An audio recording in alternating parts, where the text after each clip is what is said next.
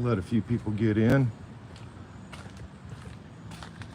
Kind of an impromptu thing here tonight, guys. Hadn't originally planned on going live, but then they're going to leave Shaky Hands on the agenda and try to put him on the CPRB. And there's the commissioner right there.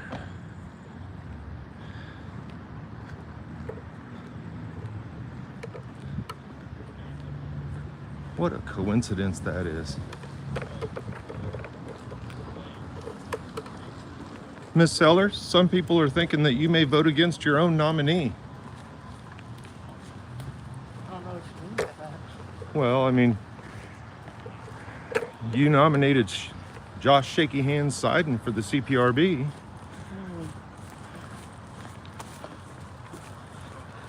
That's what you told me. Did I? You said that, let me see if I can get the quote right here. He applied. I'm giving him the opportunity to state his case as to why he should be appointed. Would you like a copy? Oh, no, I have a copy. Okay. I guess why are you trying to not take credit for that? It seems like you're trying to avoid it. What is there to take credit for? Well, my understanding is that everybody in the media has been asking who nominated him, and nobody wants to take credit for it. I'm not taking credit. I'm just doing my job. So you did? Are you gonna admit to somebody that you actually did it? See, it doesn't really matter, guys. She can do that. But there's the text. And Chris Condi has had this information for several days and has chosen not to tell anybody about it.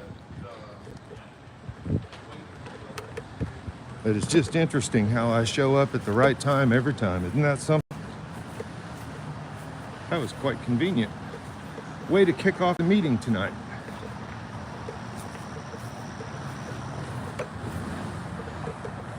She has a copy of it. So is she playing parliamentary games, gonna vote against her own nominee?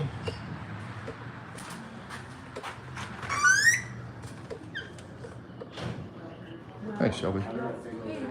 There you go.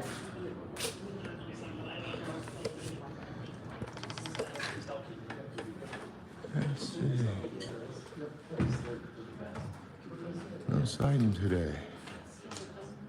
David, how you doing? No sighting here today, I guess. Passing those out.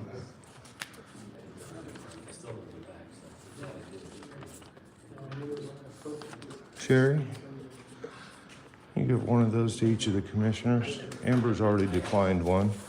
And here's a copy for you.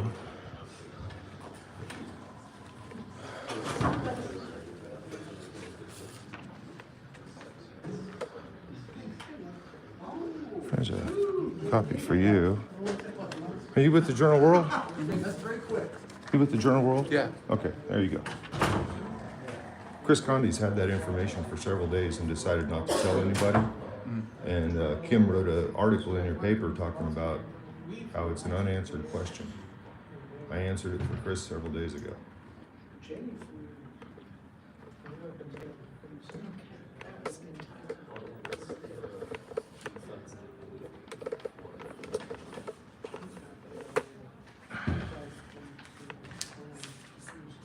There you go, sir.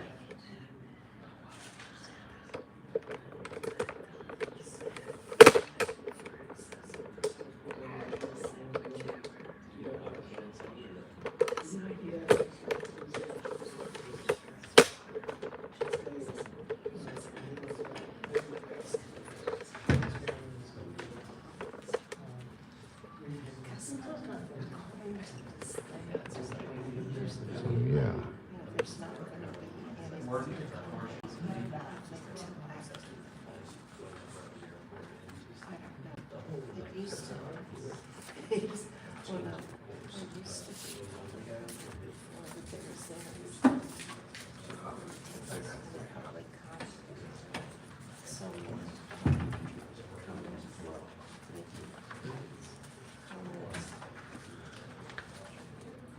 So since it's been a little secret around here, so now that we're a little steadier. I think they weren't getting to the meeting agenda, so they made it happen. some reason, our local media decided to press me for more information instead of just reporting and citing their source. So,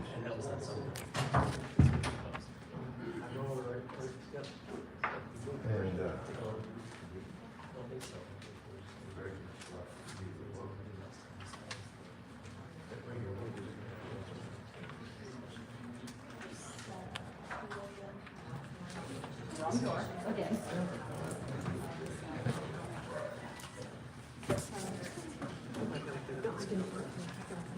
Casey. Thank you.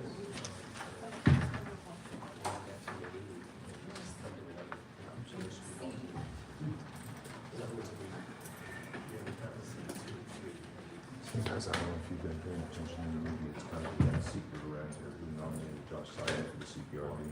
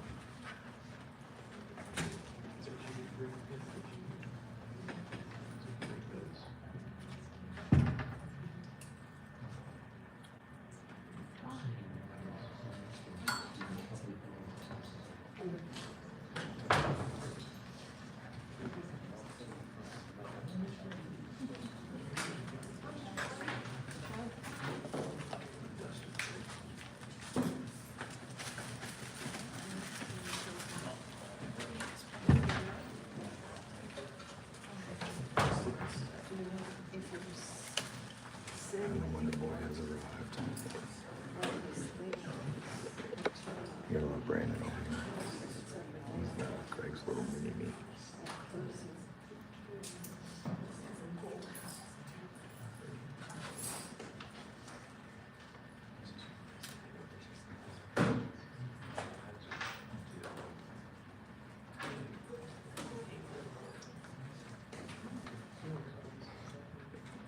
Just looking out front.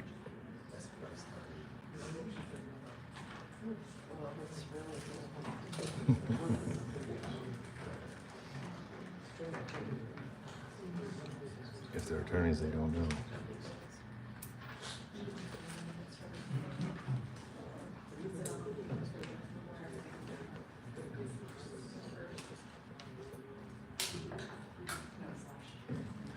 I won't be able to do too much talking in here because of the acoustics, and they'll toss me out. But if you notice, Craig hasn't touched that piece of paper.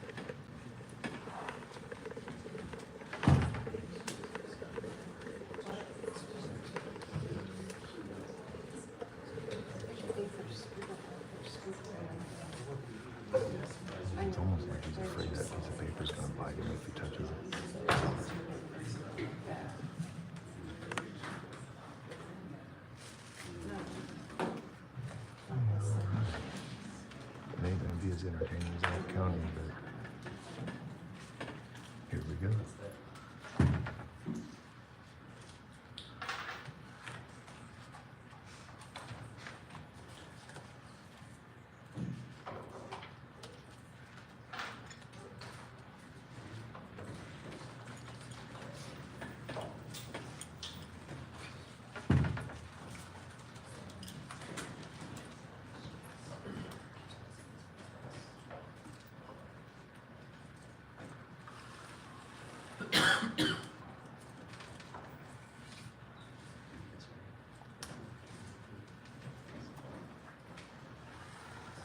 Good evening and welcome to the August 13th, 2024 Lawrence City Commission meeting. I'd like to make sure that we have the rules of the meeting discussed beforehand, so Sharon, can you do so? Yes, thank you. Good evening, everyone. To minimize distractions during the meeting, please silence your cell phones. If you are attending virtually, please ensure you are muted and your video is off and you are not actively participating in the meeting. The city reserves the right to turn videos off or mute participants. When the mayor calls for, when the vice mayor calls for public comment, please approach the podium to indicate you wish to speak. Virtual participants should use the raise hand function to indicate they wish to speak. Please leave your virtual hand raised until you are called on. The primary format for accessing or participating in this meeting is in person at City Hall. Virtual access to view or participate in the meeting cannot be guaranteed. The chat function will not be monitored. If you have any trouble, the meeting can be viewed on the city's YouTube channel and cable channel 25. Please state your name and zip code before speaking, and all comments will be limited to 3 minutes. Thank you, Vice Mayor. Okay, thank you, Sharon. All right, the first item on the agenda is item A. That is to approve the agenda as written. Do I have a motion for that? Move to approve the agenda. Second. Okay, motion to approve the agenda is written by Commissioner Finkelstein, second by Commissioner Sellers. All in favor say aye. Aye. Aye. Aye. All opposed? Motion passes 5-0. Is my microphone okay or no? It's good now. Okay, the next item is the consent agenda, and the items on the consent agenda are considered under one motion and approved by one motion. Members of the governing body may remove items for separate discussion if desired. Members of the public may remove items identified as quasi-judicial for separate discussion if desired. Members of the public will be limited to 3 minutes per comment. Yes, ma'am. Item B5. Oh, the deferred tax. Yeah. Yes, we need deferral. Okay, so that means us. Please, do a motion. Move to approve the consent agenda as presented. Oh, I'm sorry, there was one quasi-judicial item, I believe. Oh, So there we is. need to make sure there's not a member of the public that wants to Okay, speak let me to look that. right here. Okay, judicial item A, this is B7. Do we need to reveal any communications we've had outside this or no? Only if it's full. Okay. So we'll just need to open it to those in the room and then online, Okay. on Zoom. to Are see. there any public comment on item B7A?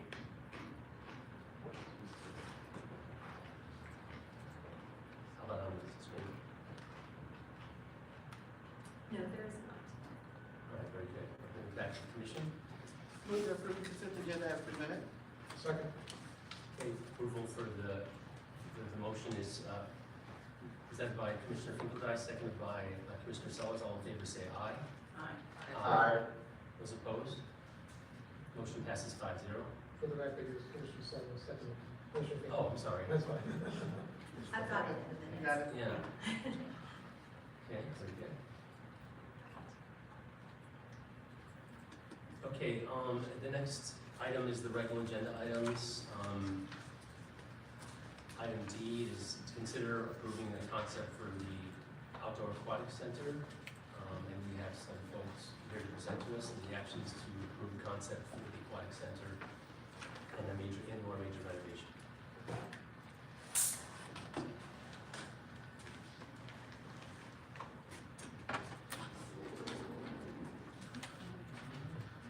Good evening, Commissioners, Vice Mayor, Commissioners. Bruce Ruiz, Department of Parks, Recreation, and Agriculture. As he's pulling this up, we will be tag teaming today, so I'll introduce some of our speakers.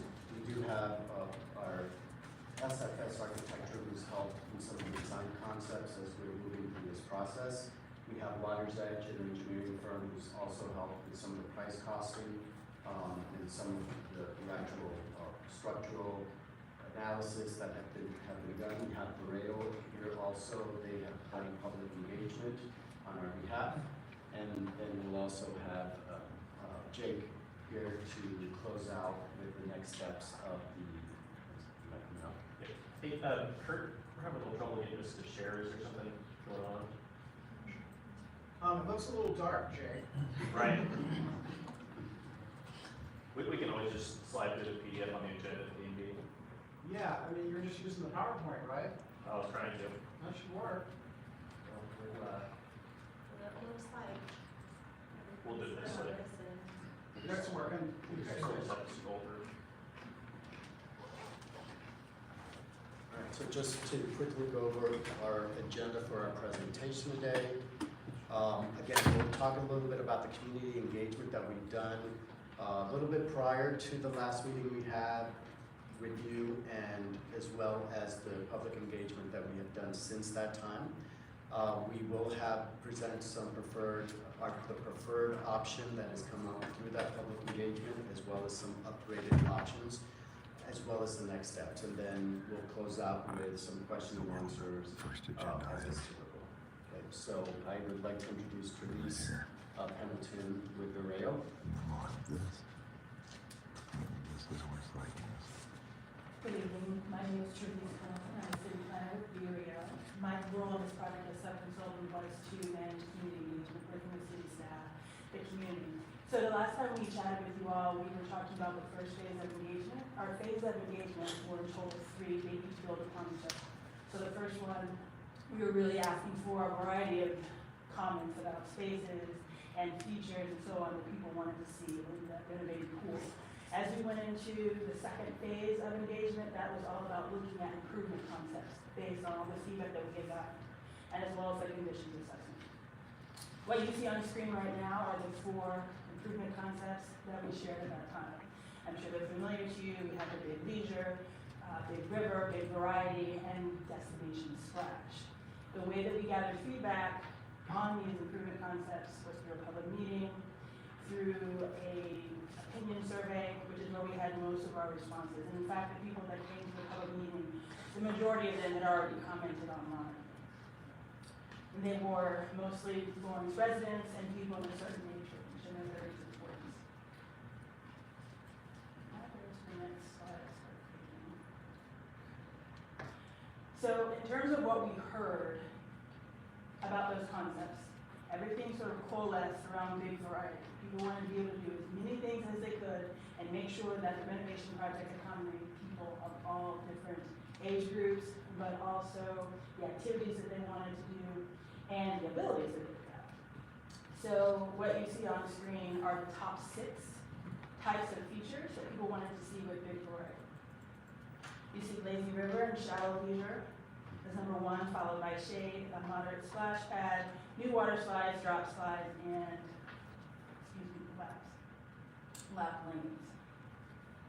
This was preferred by almost 1 in 2 out of the people who participated online.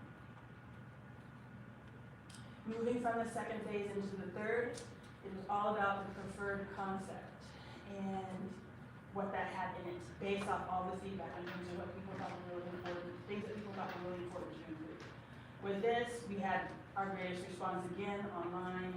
Again, lots of the people who came to the public meeting had already participated online. So by the time the online survey had closed, we had 703 respondents. Again, same age group as we had seen participate in the process overall in terms of online. Also, when we polled people as part of the survey about how you wanted to participate, how to share information with you, the email marketing, social media, posting on the project webpage is what's most important to people, more so than coming to meetings.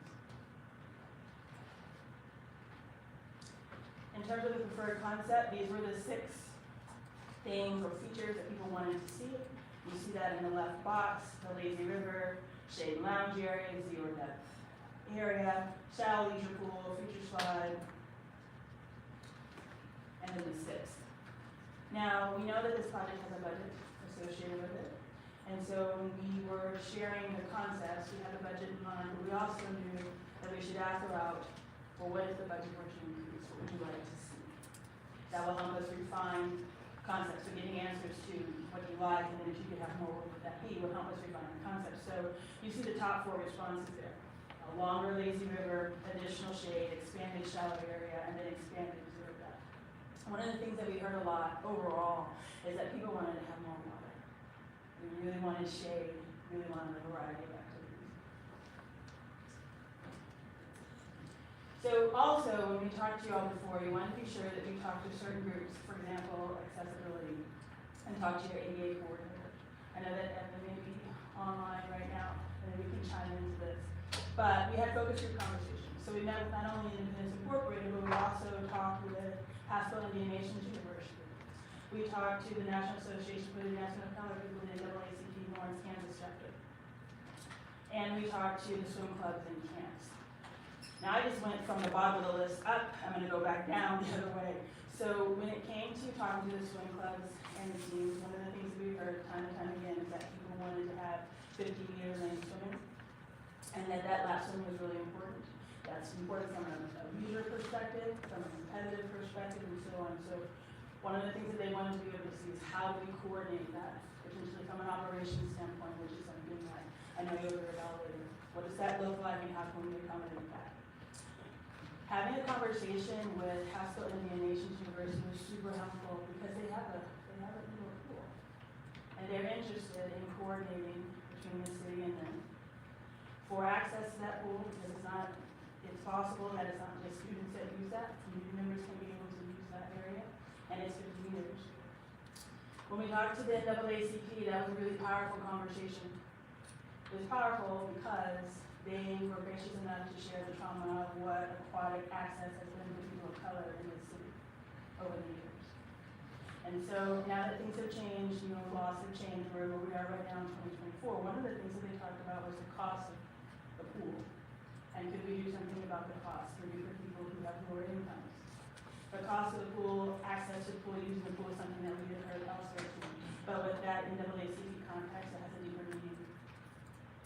With Haskell, again, it was the coordination opportunities, and not just for 15-meter lap swimming, but for other activities. So their students like being on campus, feels homey and is comfortable with them. But it would be great for them to come out of campus and see what else is available in town. And so there may be opportunities they felt for activities that the city and they both host, and maybe that some of those are held at that. And Independence Incorporated had a really great comment about accessibility, from the chairlifts that are there, to the boards, to how the lazy river works, to what's included in the bathrooms or the restrooms in the house. A color coding of that, how to do navigation, not just through signs, but through things that are more tactile, that help people of all different ranges of ability. And with that, I want you to know if Evan is on, if you want to add anything to that. Particularly from the accessibility component. I don't see any hands up or anything. Does anyone see anything? So you just joined. You just joined?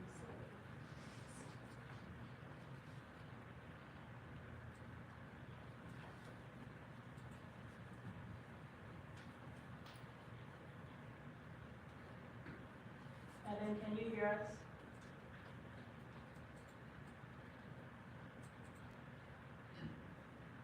Yes, can you hear me? Yes. Okay, good, sorry. So I just went through some of what we heard from the focus group conversations, and I touched a little bit at a high level on the accessibility comments. Do you want to elaborate on some of the things that we were talking about in that conversation? Maybe what you heard since? Yeah, so some of the focus group was really focused on, some different accessibility options, whether it be entrances into the pool or out of the pool, or kind of what may work best for, different mobility issues. So, we looked at some different options, whether it be sloped entrance versus chairlift, versus transfer stairs, a combination of all or above. So a lot of really good kind of structural accessibility recommendations, but I think some of the things that we took out of there were also some operational things that we could implement even after some of the structural ADA stuff was met, such as different types of flotation devices that would work for kind of a variety of disabilities, for things like a lazy river, some wayfinding signage for kind of ease of access or around kind of facility. So some of those things were probably the most beneficial that we took out of those discussions. And I think a lot of them we can implement into a kind of a variety of different options. And a lot of it will depend on kind of what overall design is selected, because some of the ADA will depend on kind of linear square feet of whatever pool we're working with. So. Thank you, Evan, I appreciate that. So with that, I'm gonna pass this to Jeff from Water's Edge, and he's gonna get into the preferred concept and talk about defining and so on. Thank you. Good evening, commissioners, Vice Mayor. My name is Jeff Bartley. I'm an engineer who plans and designs aquatic centers for communities such as yours. I'm going to share with you details of the concept that we are bringing forward, along with a couple other options or versions, derivations.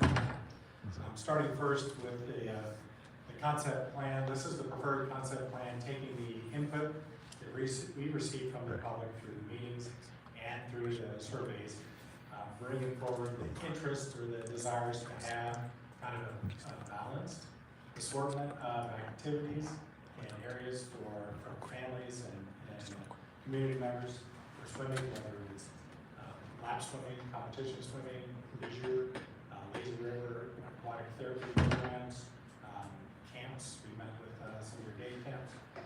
So we're taking all of these specific interests and folding it into the concept, all working or staying focused on the budget for this project. So this is the preferred plan that takes in that input and meets the budget for the project.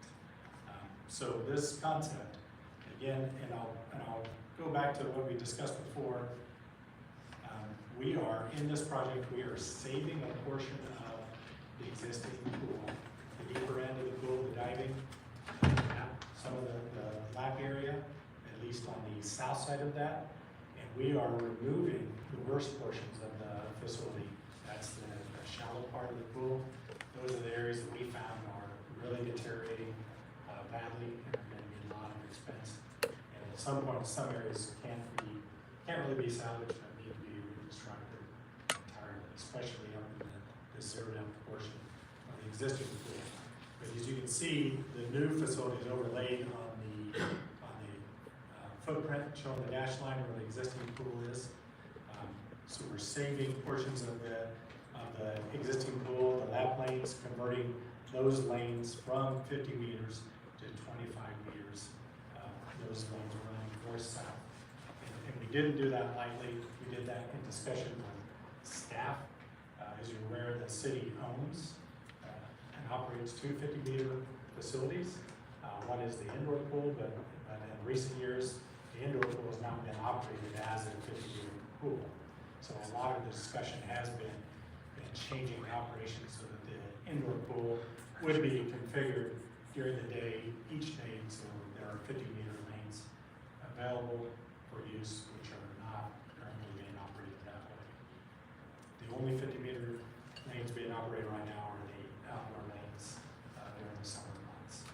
So we are converting those to 25-meter lanes. They would be used for those programs in the morning, and then lane ropes would be removed. So this would be an open swim area for families and kids throughout the afternoon. We're adding this leisure pool, which starts at zero depth entry. So gradually slopes off the deck down to deeper water to about 3 feet, 3 to 3.5 foot deep. That'll be on the west side, where it picks up this lazy river current channel, which has been a real popular feature that the community has asked for. Along with that, we have some other areas. We have this sun shelf on the side where we can place chase lounges, and you can sit in 6-inch deep water. And then we're adding a splash pad on the north side of the facility, and that splash pad can be operated or fenced such that it extends the season, so you can use that much longer during the season than the outdoor pool. And it will not require lifeguard staffs to be on hand at the time for it to be open. We are saving the plunge pool also on the south end, and the slides are pretty old, so we're replacing one of those slides with a single slide in this plan. So all in all, we're modifying it such that we have about 7,600 square foot for lap pool, and we have 4,000 change for leisure pool and saving the plunge pool. We're adding all these features, but we do note that this plan, while it's within budget, provides 3,000 square foot less water recreation area than you have today. Now, those areas are the areas that we're providing more activated with features and things than that current pool, but it is slightly less area than the current footprint. There is the bird's eye view of your existing pool, again, with the fan-shaped zero-depth entry, shallow water extending down, and lap lanes in the north-south direction, the deep water, and the plunge pool that we're seeing. Here is a bird perspective of what the preferred plan would look like. Again, altering the existing lap pool and preserving the diving with a significant amount of repair in that area, and then the leisure pool in this location pointed towards the bathhouse, reconfiguring so zero-depth entry in the shallow areas is more connected with the bathhouse and the bathrooms, especially for families with small ones, and then the splash pad on the north end. Another perspective of it, this is overlooking the area that's entirely new, which is the leisure pool area with the zero-depth entry. This space ramping down to the Lazy River on the backside.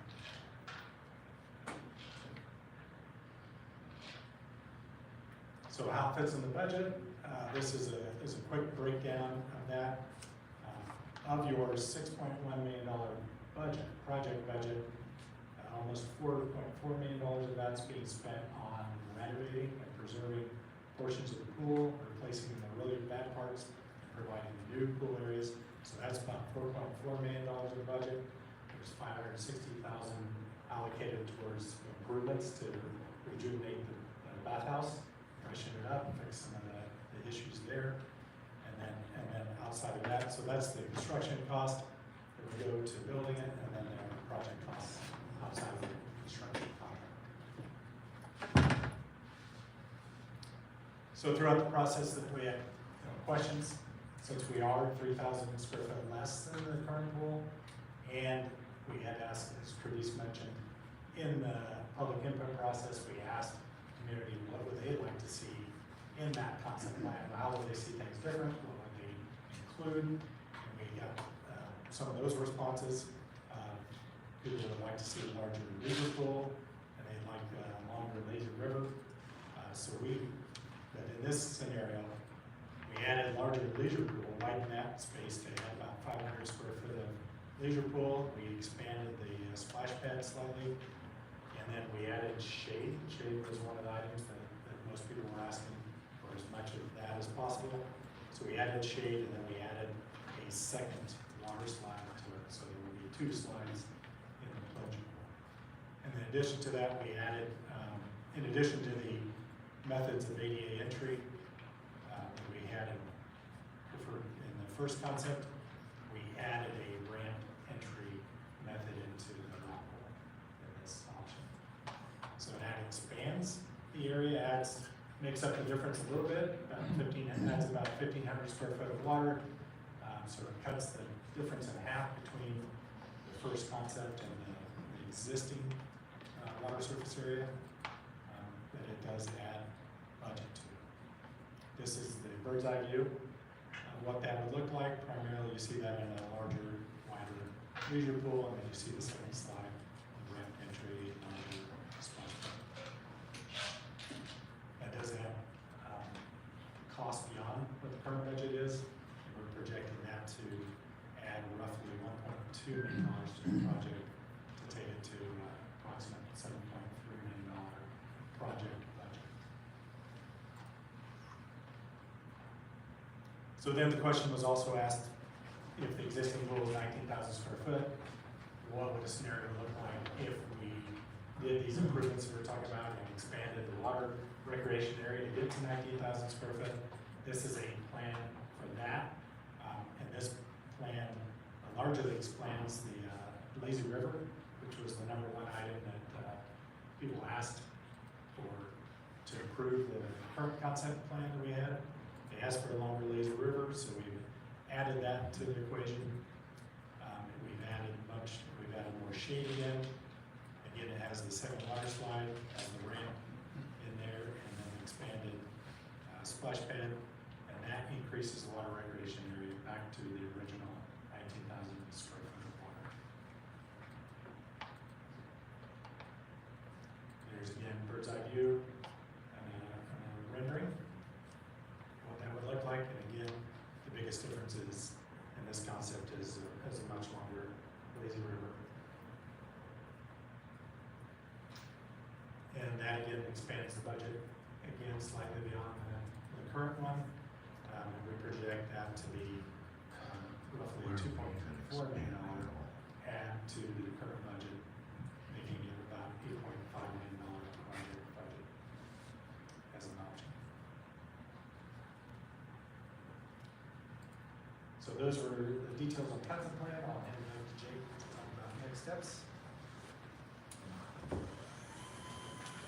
Thank you, Luis and Travis and Jeff. I'm Jake Baldwin, Engineering Program Manager with Municipal Services and Operations, and I'm going to wrap up the presentation this evening with these next couple of slides.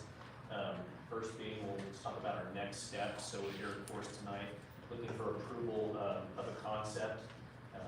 Once we've got that, we turn around and come back to City Commission about as soon as we could with a design contract. Because once we've got that done, we can roll into design, hoping to meet completion date of the design documents in April 2025. Once we've got that, we'll be able to submit the necessary permits and the project. And the goal of that whole process will be to get construction in December of 2025, and then to a grand opening in December of 2026. And then finally, we've got kind of a summary here of the concepts we discussed in detail a few moments ago. Highlights being the preferred concept, that's our concept that is within the budget. However, it is about 3,000 square feet of less aquatic space than what the existing facility is. After that, we've got our preferred concept that expands the leisure area. There's going to be an increase in the price of that of approximately $1.2 million. And it's going to make up about half of the aquatic space that we're short on in the preferred concept versus the existing facility. And then the final preferred concept expands the lazy river and the leisure areas. This increases about $2.4 million. It does get us back to the aquatic space we've got in the existing facility. And last thing I would note is just these concepts, again, were generated through the feedback we received through the community engagement process, and we'd be happy to answer any questions now about that process or these concepts.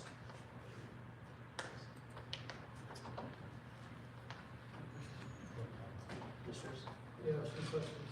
Jake, while you're up now, just real quick, construction starts at midsummer '25.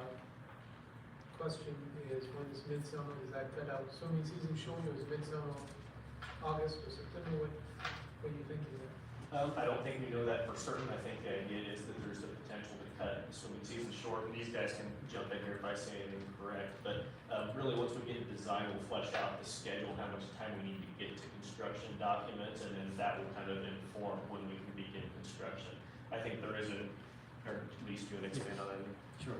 The desire is to not cut out either summer, 25 and 26, have the early summer in 25 while we go through the construction documents, and have it completed at some point before summer 22, 26. And talking to the engineer, if we meet a lot of these timelines on the early side. My hope is to have it open by the time the World Cup is hopefully hitting Lawrence, and we won't have a construction project, rather a facility that's open to any visitors at that time. There's no guarantee to that, but worst case scenario, our current planning would have it open for the second half of summer in 2026, so we don't have a whole year without being able to use the new pool. Can you talk a little bit more about, from some of the swim users, the lap users, about the 25, 50? I heard a little discussion about Haskell and about using the indoor pool. Can you talk a little bit more about Sure. using those facilities for 50 Sure. users? So, I would say that shortly after I got here, we had a public meeting.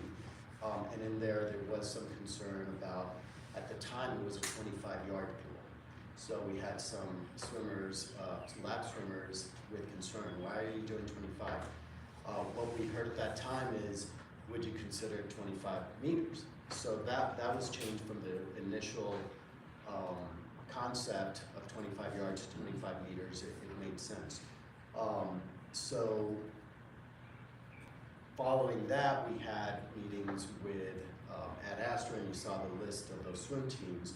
Now, these are swim teams, these aren't necessarily lap swimmers, but the idea that they want to pursue was the 50-yard option, and we have spoken to our engineers. The 50-meter option adds a lot of money to this budget. So we likely wouldn't even fall in budget if we were to replace with the same. Now, that hasn't been estimated out thoroughly, but there is a cost to rebuilding another 50-meter in the place of the current 50-meter. Some of the operational changes that we have committed to throughout the conversation is we have an indoor 50-meter pool that has, since COVID, really not functioned as that. So operationally, programmatically, we have had discussions already. We haven't gone down into the details as to what it looks like, is providing that 50-yard option, a 50-meter option on a year-round basis. Doing that for the outdoor for a 2-month period of time and foregoing all the other features that we had heard were important didn't seem necessarily like a balanced decision. Further, we do have we maintain eight lanes of 25-meter swimming, which for exercise purposes, we would continue to have the hours in the morning, the hours in the afternoon, same type of programming we have now. The only thing is that 50 meters, if somebody would need to do 50 meters either for competitive or for fitness, that would be replaced with the indoor pool hours, operational changes that we would make in 2020, between 2025 and 2026 when this pool is out of commission. So we presented it early, we got feedback, aside from the pool's smaller, the other thing is 25 yards, that doesn't make sense, so that was an easy enough modification that maintained the budget. But we do have a plan to work around that. Now, to answer the question about Haskell, yes, we did meet with them, and they have an underutilized pool. We haven't gone too far down the conversation, but they're certainly interested in the city helping with staffing, whether it's, they're paying for some staff because it's high demand for lifeguards, believe it or not, in the summer. So how do they best utilize that facility that is really underutilized right now?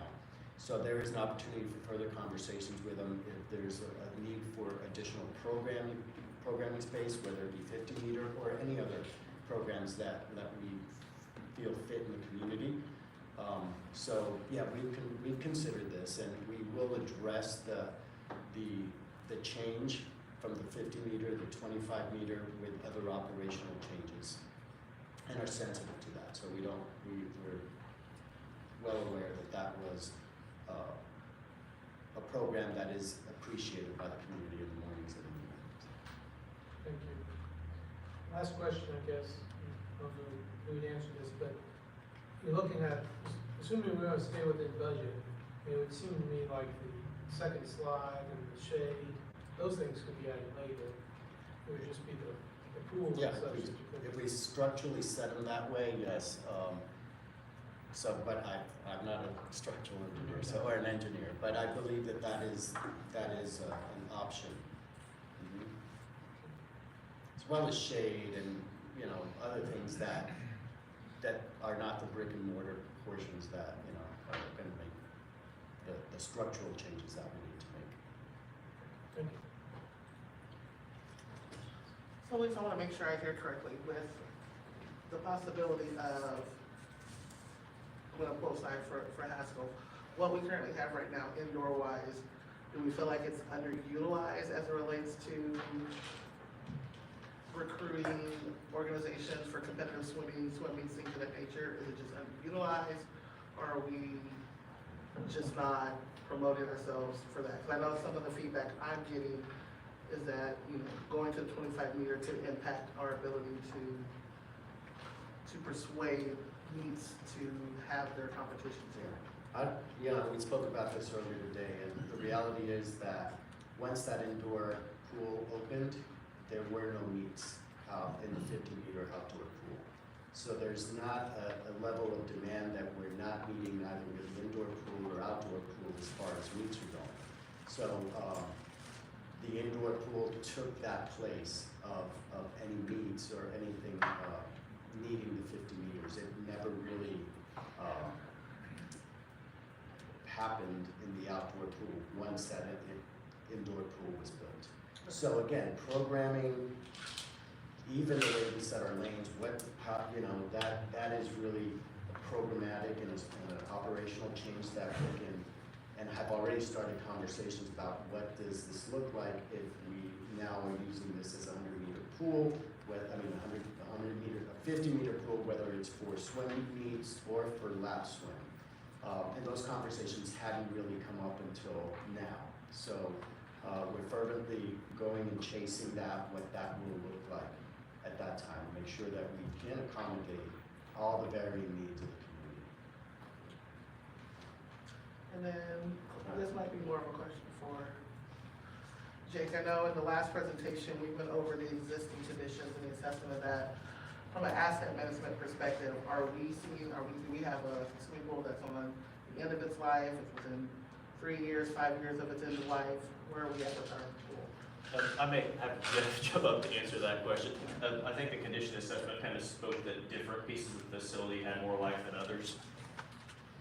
Yes, thank you. I think we talked about this earlier in one of the previous meetings, but part of this process was an assessment on your existing pool. And when we visually reviewed it, we had concerns about cracking that we were seeing in the structure. And then we followed that with cores that were taken through the structure. So what you're finding is a significant part of the existing pool is disintegrating. Disintegrating, especially where there are seams, where there are low-lying areas where it's getting extra moisture. So there's a fair amount of that part that needs to be actually repaired. So what we're trying to do in this concept plan is to consolidate. We don't have the budget just to wipe the whole pool clean and start over. So we're trying to consolidate what we can of those portions and put that in an area where you can manage that with there's going to be ongoing repairs and patchwork, so we can fix those areas. Some of the areas that we see now, but a few years as you go, more of those areas can continue to surface.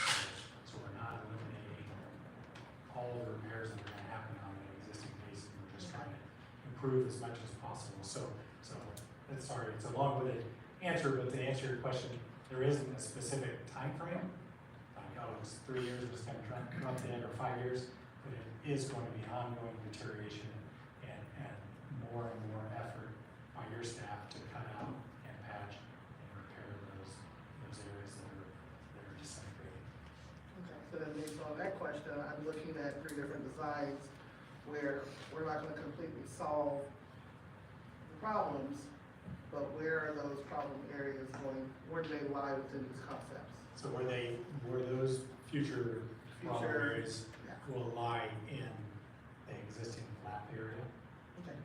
And we're going to dissect that and repair what we see today. And those are areas that, the new parts of the pool will have 40-year plus life to it. The existing part might have, 15-year, 20-year life with ongoing maintenance to it. Vice Mayor, it looks like, the mayor has some comment, has a few notes. Thank you. Thanks. My question was, I saw the difference between, one of the differences between the preferred concept and the first one and the second one. On the lap pool area, it looks like on the second one, there was, some access, some wheelchair access for that. And I was just wondering what the difference was, what was the cost, if we were to say, go ahead and add that to the first preferred concept. We were estimating that ramp or that access to be roughly $30,000. $30,000, yes. Did you get that part? Yes. Okay. Cool. Thank you very much, Vice Mayor. Appreciate it. 30,000. So that's 30,000 included into the total cost, because we're not adding it to one project and not to another. So it's a 30,000 line item regardless of what concept you choose. That's correct. Okay. Yes. That's a standalone feature Right. that you can add to either concept, yes.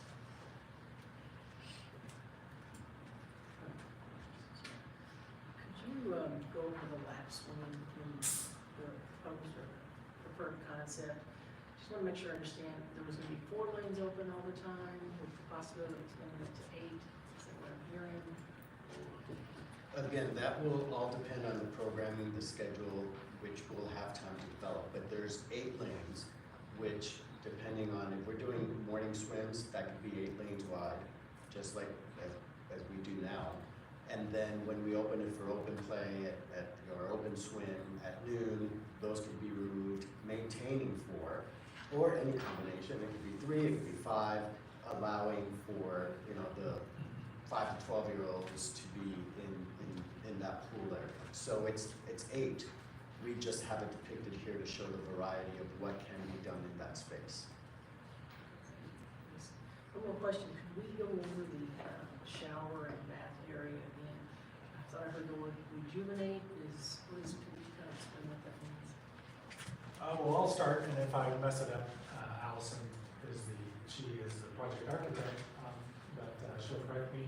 But there were definite things identified to be improved in there, and that's drainage of the floor, cleaning up the space, repainting, recoating the spaces, improving some of the privacy, making sure that individual stalls and areas are more private for the users. I think those were the primary items there. So we're not gutting that in there, redoing it all? It would be a modernization of that space, so it would be essentially a gut of the restroom facility. So you're relocating fixtures, making sure we have accessibility, we're meeting all of those requirements, the fixture counts and such. So that would be for both locker spaces and then 2 family restrooms as well. Also in that dollar amount for architectural, we'll have improvements to the admission sequence just for better customer service. So we'll be outlining a better desking area so people know where to come, wayfinding and such. So that'll be included in architectural. Thank you.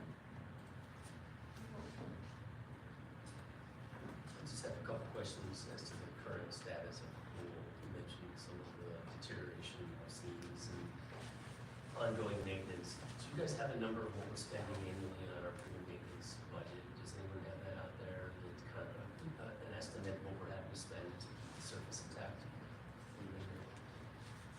I will look over this direction. Okay. I think we might have to, You can dig on that for me, that's Yes. great, just curious. And then also, when we talk about the pool, we also need to talk about mechanical systems. We talked about the surface, but how about the piping, the plumbing, the pumps, filtration systems? Tell me about gauge, when were they last replaced? Like, I'm sure we've done work in schools in the last 15 years, so I'd like to know really what we're replacing as, when it comes to mechanical systems, and are those included in this project? So we are replacing the above grade mechanical systems that are in the buildings, for filters, and the pumping systems for the existing pool. We are leaving in place, we're replacing the deck, we're leaving in place all of the piping underneath the pool. That piping is a combination of a cement line, vector iron pipe, which is a pretty durable pipe, so we don't have a lot of concerns over that. And your staff hasn't experienced a lot of water loss coming from broken pipes under the pool, so we'll preserve the bulk of that and replace what's basically under the deck, as we rip the deck out, and then the new coolers will all have new mechanical systems and piping for that. And so, did anyone ever ask what the cost to rehabilitate the existing pool as is? Did they ever come up with a budget for what it would cost to reline or resurface or rebuild the pool as is? We did not, but I would say it would be significantly more. It's a 19,000 square foot pool. I would have, if you were to redo the pool, you're probably talking 15 to 20 million dollar cost. It's a sizable structure. To duplicate what we have today? Yes. And then what would it cost to keep it going for another 10 years? We did not estimate that, but we would be glad to do that. It's just, I didn't know if the no-build concept was ever proposed. I know we have needs, but, you know, how about just fixing what we have or keeping it going along? I wasn't a party to a lot of this process, so I'm coming in a little bit later than most, but I'm just curious as to what the rationale was, like what the impetus was to get this moving, and then how we move to reduction in water space, you know, reduction in lengths, you know, We these did. additions. So. We talked, I guess, qualitatively about that, but not, we did not assign a number, quantify that. And one of the challenging parts of that is really, there are parts of it that aren't worth keeping in place, rehabilitating, especially the shallow of the pool I may not mention this, but it's structures in poor condition, but the subgrade is also undermined, and the shallow end is actually sinking by a couple of inches. So it really isn't a good option to rehabilitate that and leave that alone. I believe that there's at least portions of that need to be rebuilt and replaced as part of the rehabilitation, and then at that point you're drawing the line between where you start and where you stop. Well, we're kind of doing that already, right? We're We taking are. pieces of the pool. We and are. leaving We it in are. place, It is. so Absolutely. It's not an unusual or No. unacceptable process. I just was curious if we ever considered that, because I just want to Agreed. throw it out there. Agreed, and we'd be glad to entertain if you wanted to move that line farther. I don't know, I'm not We've getting been- into micromanaging that. Well, I'm just and- looking at it as from a third party standpoint. Absolutely. All right, thank you. Sure. You talk about using some of the existing piping, especially in the Lackville area. Did you guys scope those lines just to look at the integrity? We did not scope it, we base it largely off of records of water loss leaking. So that gives us an indication that the integrity is good. It's difficult to unlike say like a water line or a sanitary sewer line, it's a little bit difficult to just run a camera and scope that line because of branches, there's so many branches and turns and small pipes connected to the big pipes that it's hard to, we can't run a camera through all sections of that pipe. So that process is difficult. So the best we can do is go based on current, what the pipe material is and what the history is if there have been leaks on that. We can add to that additional pressure testing or something along those lines if we want to do that before, as a validation or confirmation before we get into actual construction. You plan on doing that? Pressure testing? We've not done that at this point. Do you plan on? We can plan on that prior to the actual construction. As especially during the construction process to know, once you start removing portions, you pressure test, portions that you're leaving in place. Case last question, I know we brought this up during the last conversation, in regards to coverage, lifeguard coverage. So looking at the 3 different concepts, what type of coverage are we looking at for each concept? So we did have some internal look at that as well as the consultants, and it looks like we're at either the same number of lifeguards or, and I would say plus or minus 2. So it's not adding a great deal of staffing cost to the operation. I think I read the preferred concept is 15 instead of 17, it would be less. Yeah, so it all depends, really. The lazy river will determine how many people we need, so that's what's about plus or minus 2. I think right now they have 17 on staff, and then they have 4 replacements, so again, it would be similar. It wouldn't be too much outside of which we were concerned about looking at this, so 2 months outside of what we are currently staffing at.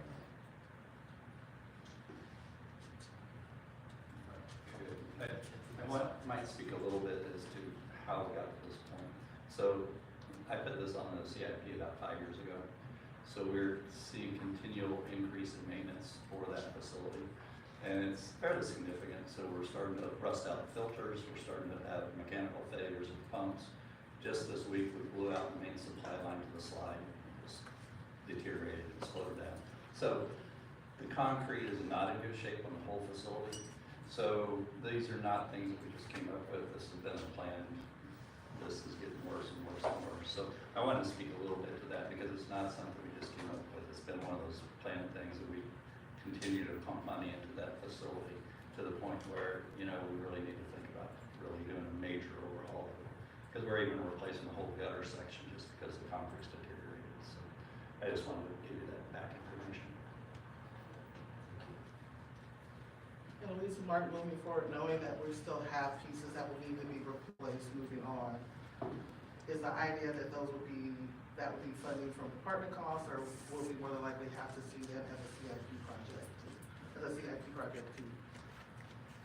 to fill in the needs of the parts that we don't do now?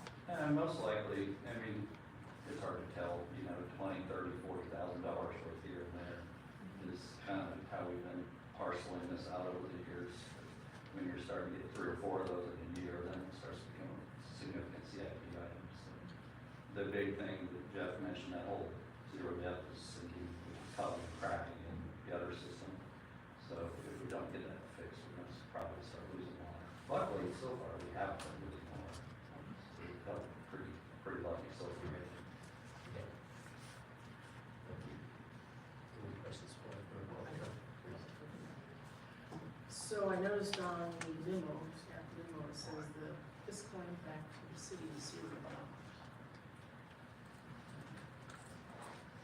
Doesn't seem like it's gonna be about $6 million.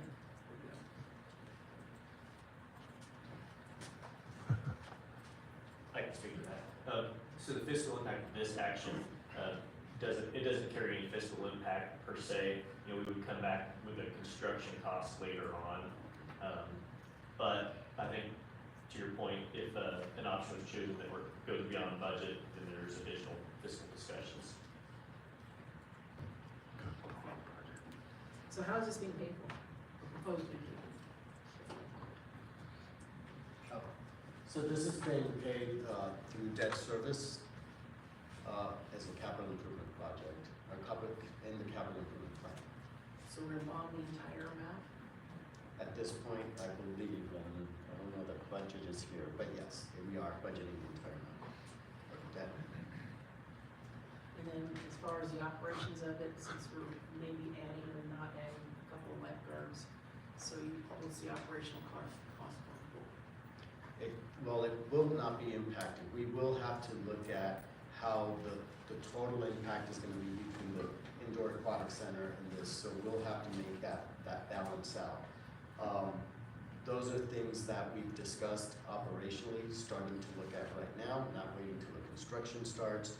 The window can then condensed window of time that we're working in right now doesn't allow us to necessarily forecast everything, but we would, you know, as we have been doing through this year, looking at our cost and our how we staff appropriately, how we recover some of the costs of our programs, and that'll be all factored in as moving forward.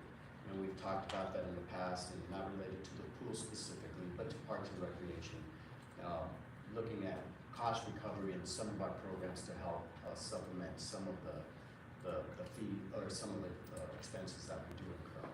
So. Thank you.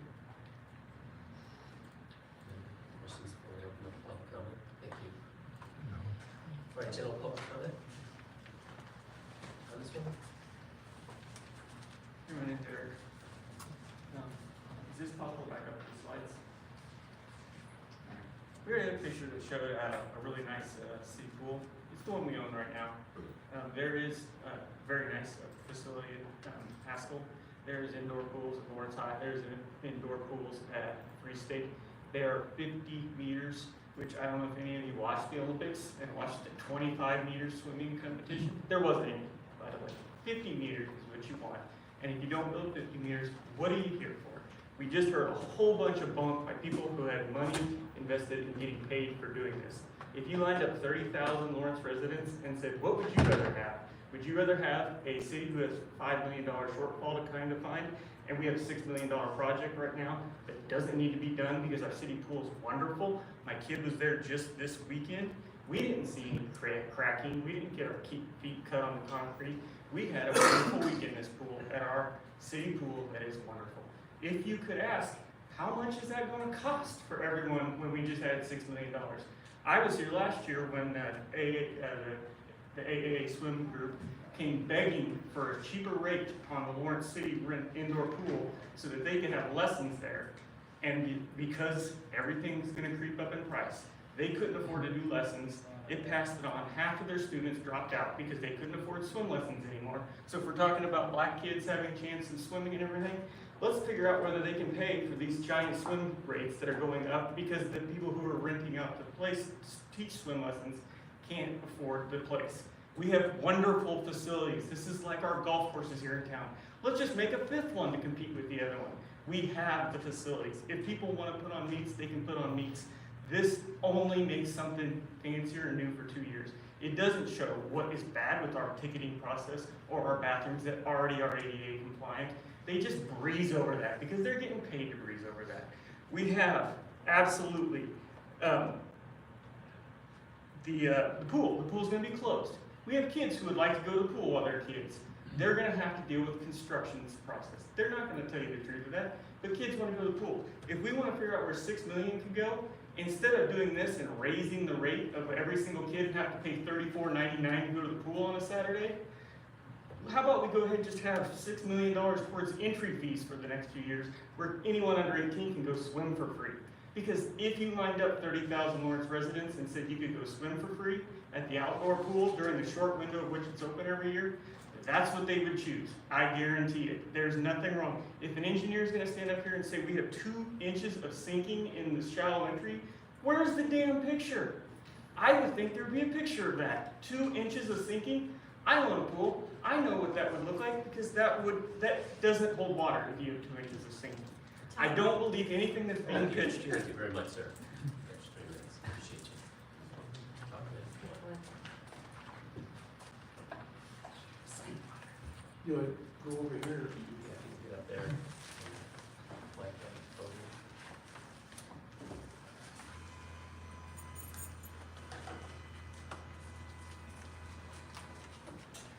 My name is Bud Brown, 66049. Good evening, Commissioners and Mr. Mayor. I'm in a wheelchair, and I rely on the pools as my only form of exercise. One of these concepts that I listened to, they're going to remove the ADA access. I heard some talk about stairs or some kind of lifting device. Wheelchairs don't go up and down stairs very well. And I can't use stairs that have more than a 2-inch rise. I tried one of those lifting devices once at Free State and I almost drowned. So I'm not gonna do that again. But I really would like, to have the ADA access in the pool. Thank you. But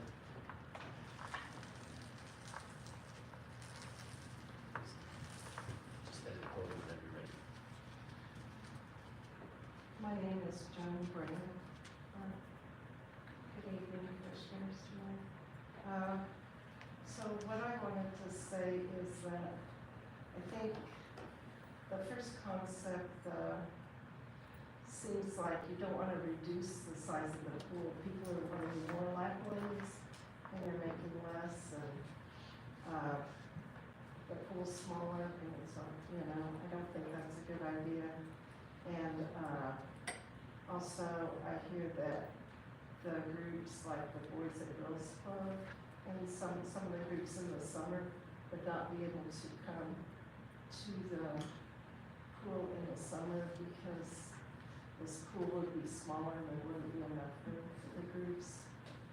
And the lazy river, to me, seems like it's so little in the first concept that you'd just be getting on and getting off, and it wouldn't be any fun. And you're not on, it's a little, you couldn't use a flotation device. I think that's about all I'm going to say. Thank you guys.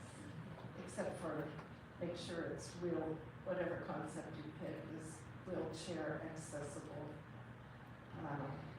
Because otherwise my husband and I go in the summer when we don't do the indoor water aerobics. We go to the outdoor pool and he needs to get in the pool in the wheelchair. The first concept does not have that access, according to what I heard. Thank you.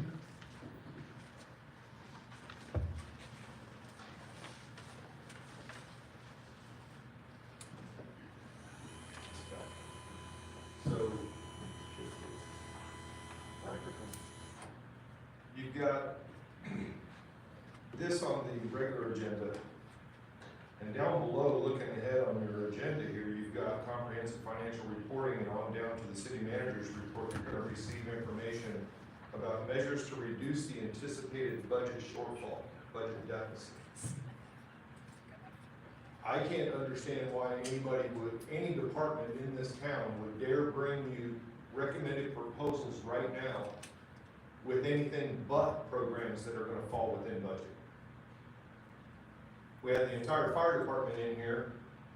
You guys were trying to cut them. Why all of a sudden do we bring in proposals that have an extra million or two or three on them?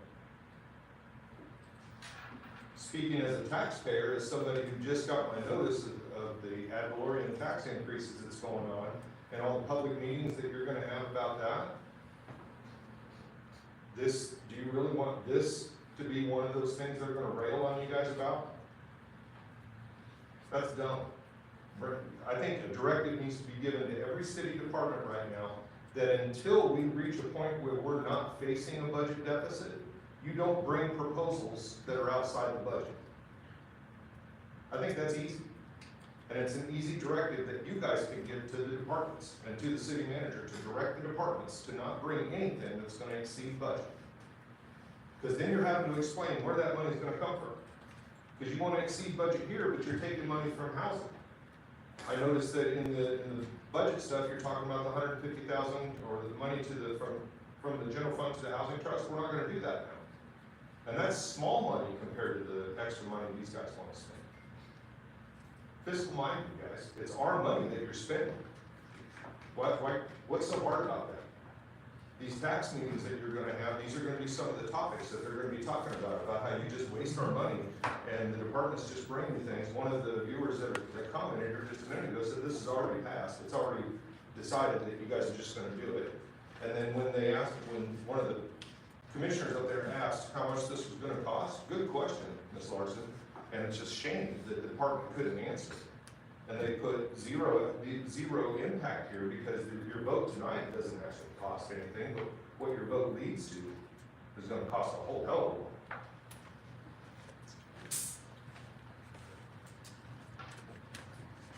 else want to talk to this topic or this issue?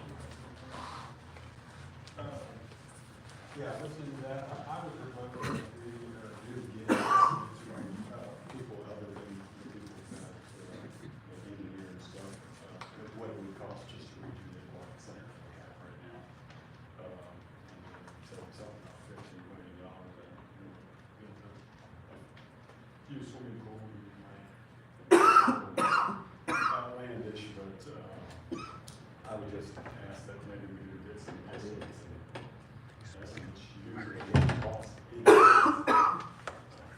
Be interested just to look at that since nobody bothers to get that done.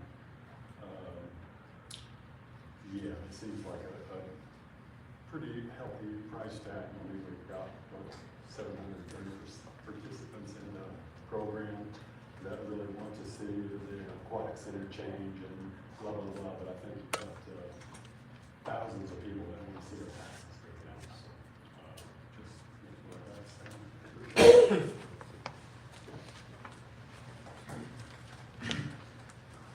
How's it going? Andrew Dallagher, 66047. I'll be super brief. I'm late to the conversation on this. I really like the ideas that we've got. I'd love if we could do the biggest lazy river for free. Kind of on you guys.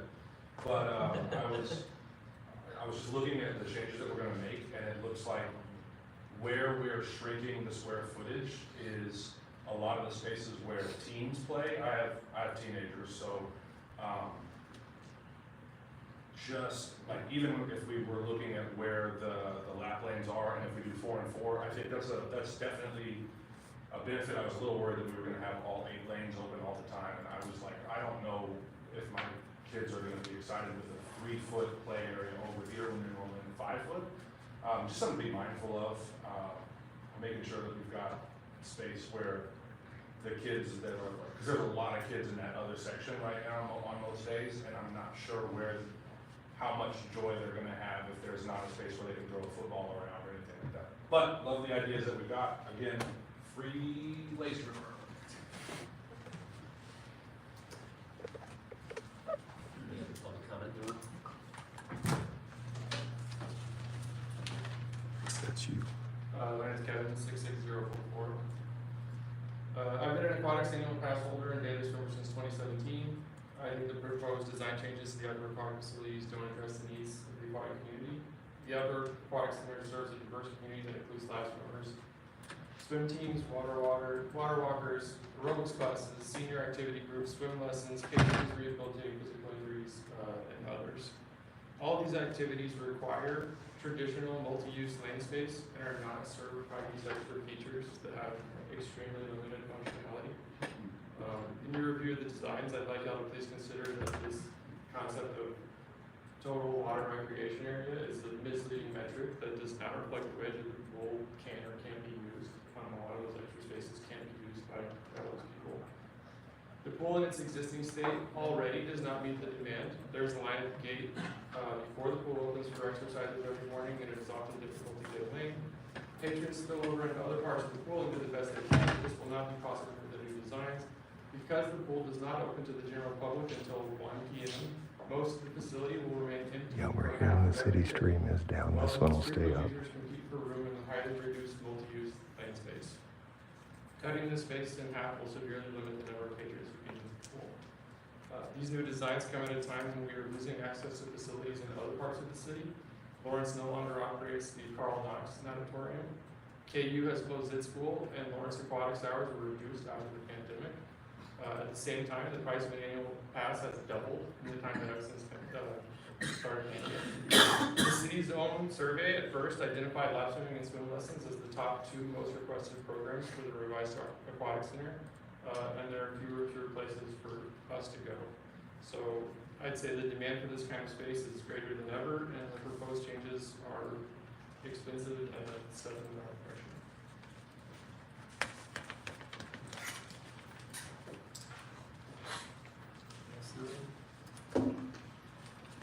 Patrick Suzo, 66044. I'm a lap swimmer and daily lap swimmer, and my only worry is that it seems to be shrinking in terms of time.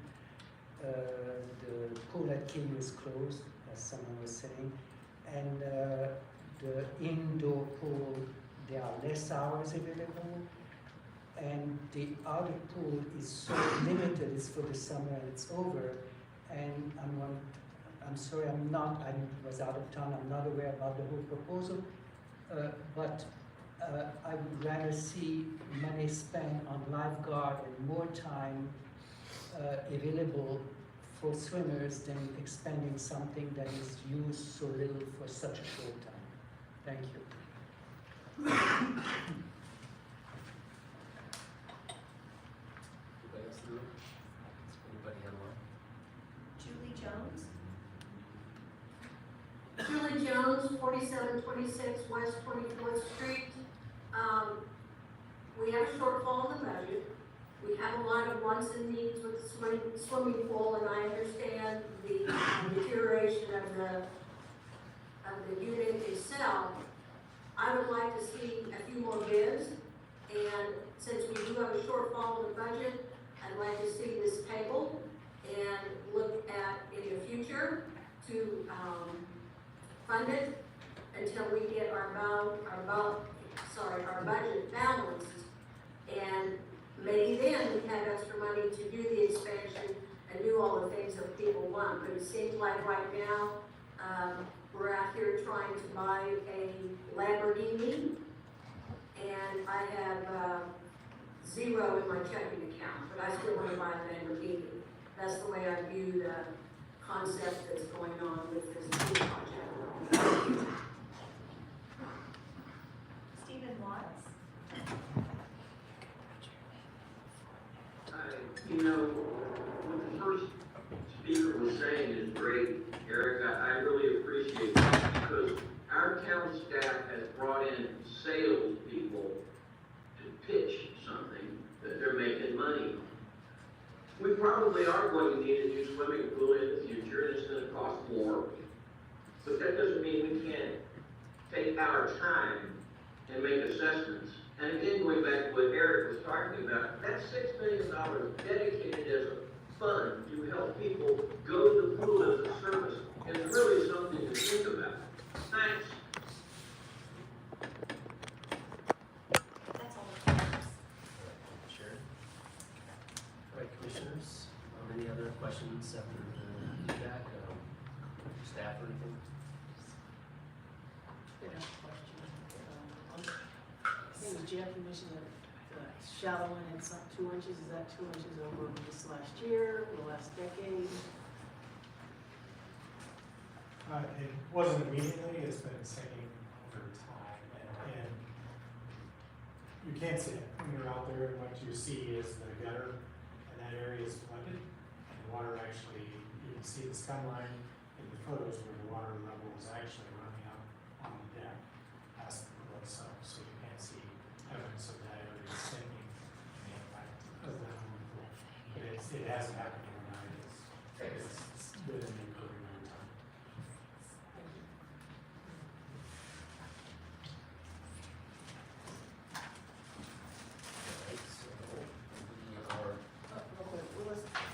Sorry. Mr. Tria, you brought up the conversation around Haskell. Is there, when that was brought up in the discovery phase engagement, what were your thoughts on that? Do you feel like there's an opportunity there for us to speak with the administration at Haskell to start building that forging that relationship and helping to do some? That was definitely my impression when we walked out of the meeting with Haskell, that they are open to some ideas, even from our end, going, how we can best, not just for Haskell, I think that was their interest, how do we get some staff, how do we get some activity in there, but also on our side, programmatic. Schedule allowing for multiple programs to happen at once and multiple pools as opposed to just dedicating one pool to one thing. So it gives us some flexibility. So they're definitely open to the conversations. I don't know what type of commitments they're able to make it, but the conversation was very positive. And not to put words in anyone's mouth, is it the idea that it's strictly recreational, or would it possibly open up opportunities for them to be a site for competition and swim meets. I think that we're open to all ideas. So how good condition are your facilities and infrastructure like that? We've talked about having a visit out there. We have not done that. That was a couple of weeks ago, but the offer was made and we will make a point. They make it, the way they sound it, it's in very good shape. It's just a matter of utilization. So underutilized, right? Underutilized. Very good. Okay, so we're tasked with approving the concept for the outdoor aquatic center today. I'm not sure how you all feel with moving forward on this, or how, whether we want to try to pick one that you're interested in, or discuss some of the other information we got, regarding the costs, and, how to move forward with repairs immediately if needed, and then upgrading, if we so choose. I think before we move on to any type of concept, I would be curious to know what specifically the commission would want staff to bring back, because I heard a lot of presumptive questions, some lead-in questions, but I didn't hear anyone say, I'd like staff to bring back X, Y, Z. So I think before we even have a discussion on concepts, I'd be curious to know if there's anyone on the commission that is wanting staff to bring them back any specific information. It sounded like we were leading staff to that. I wasn't, but if there's information that someone needs before they make a decision, then I think we need to do the due diligence of giving that to staff before, if not put them in a gotcha situation. Sure. So, the kind of question, the information that I would need to address that specific item is, what would it cost to repair our existing pool? Not necessarily replace all the existing structure, but repair it and make it functional, rehabilitate it to such that we could use it as is. I know we want to also consider using a portion of that pool for our future renovations as well. So I want to make sure that we're all comfortable that we're making this, $6 million investment. We're using infrastructure that may be 20 or 30 years old, and there's unintended consequences from repurposing existing infrastructure. So I'm a little uncomfortable with that as we mix in new infrastructure. But I know these people are professionals and they know what they're doing. But I really want to know what it would cost just to fix the pool and put the water back in it for next year, because I've never really heard that.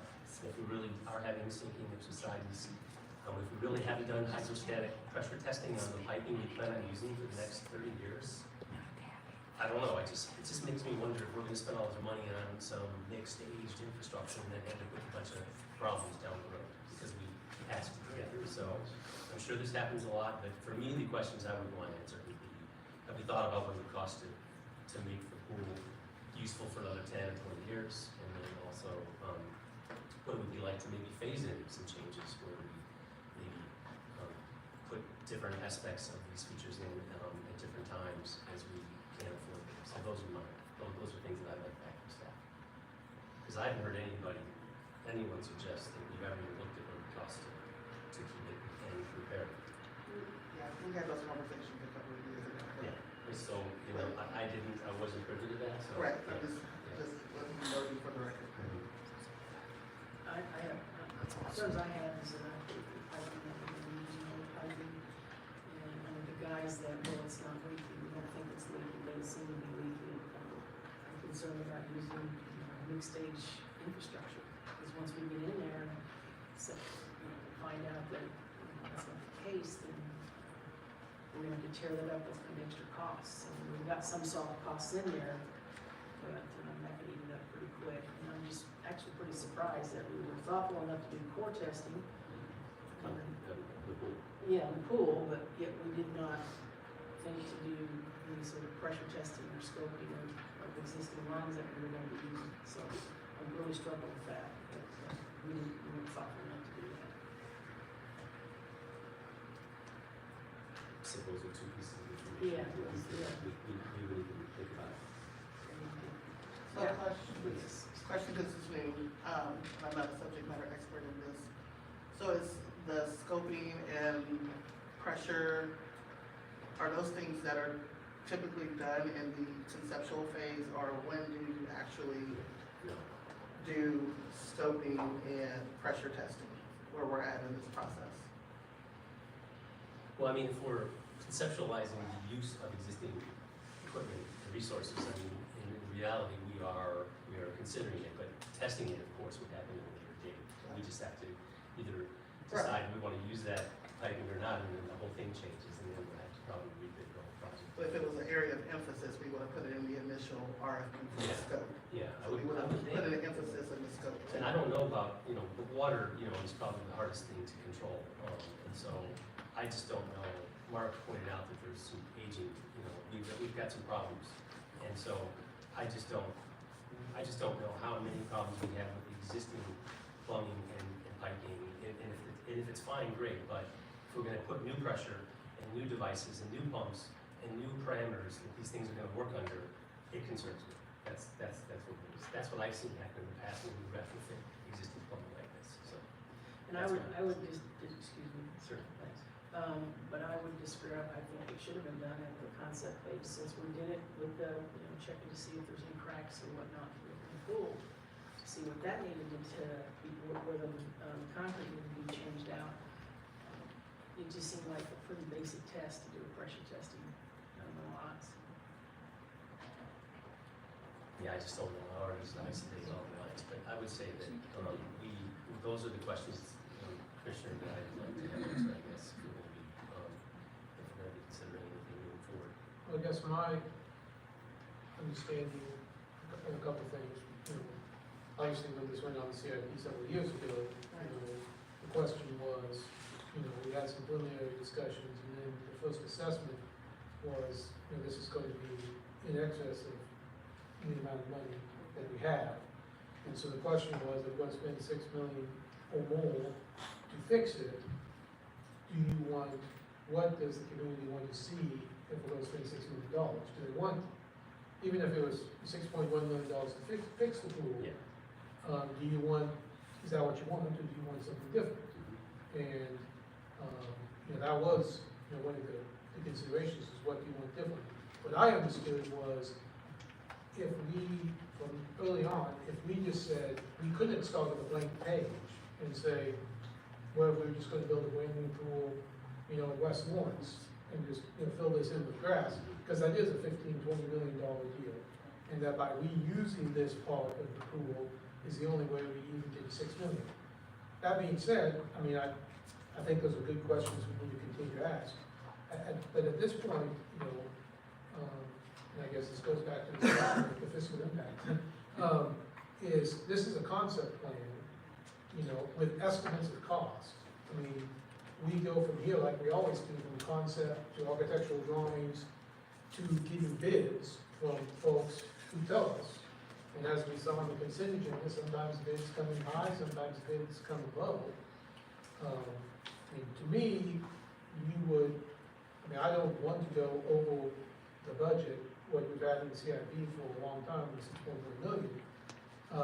But I would be interested in, well, I would say, by the way, I would probably say, let's go ahead and put in the $30,000 entry limit in the original concept. But beyond that, I think you put optional additional shade, optional additional slide, and an alternate bid for along the lazy river. I don't think I would put an alternate in for a bigger splash pad.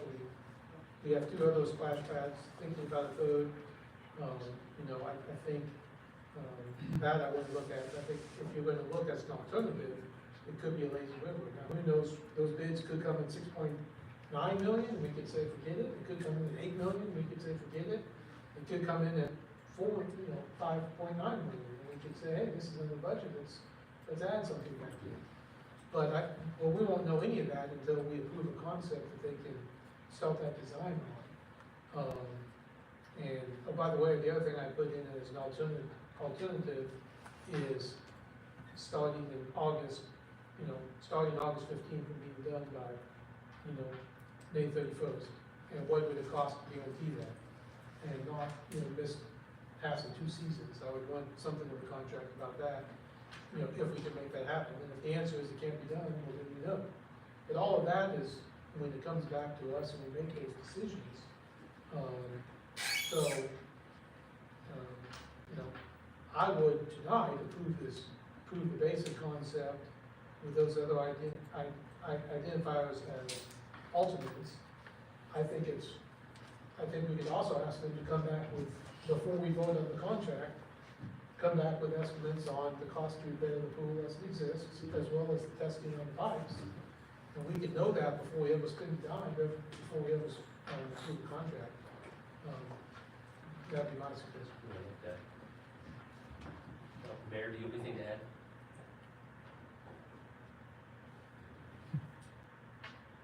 Sorry about that. We're just slow on the draw. But yeah, that sounds good to me.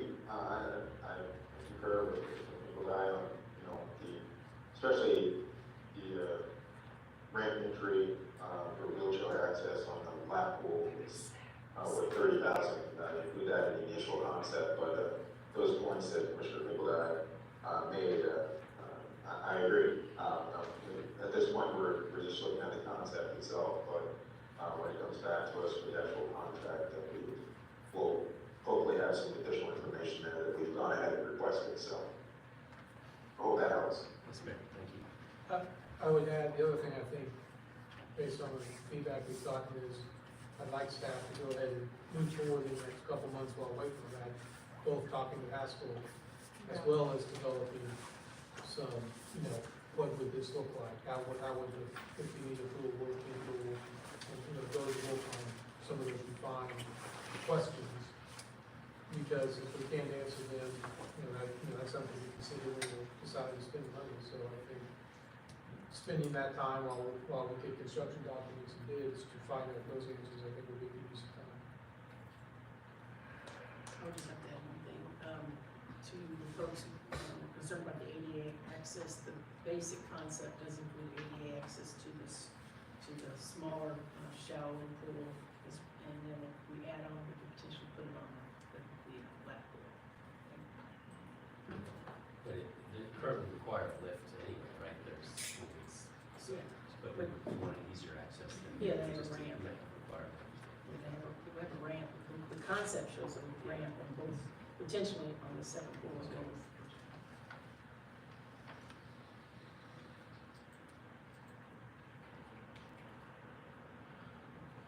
So does anyone want to propose or ask any further questions before we put together a meeting on this?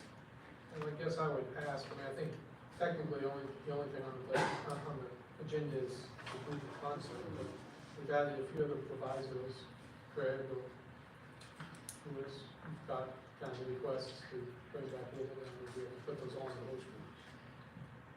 But we need consensus, right? Sure.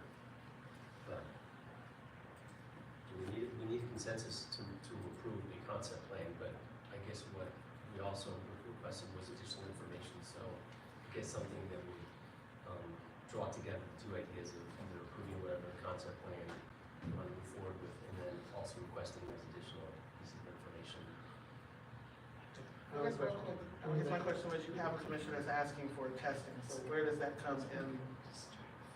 How does that impact concept design and then now this idea of testing? Yeah, I think Because I'm it's gonna gonna interrupt you for a happen. second.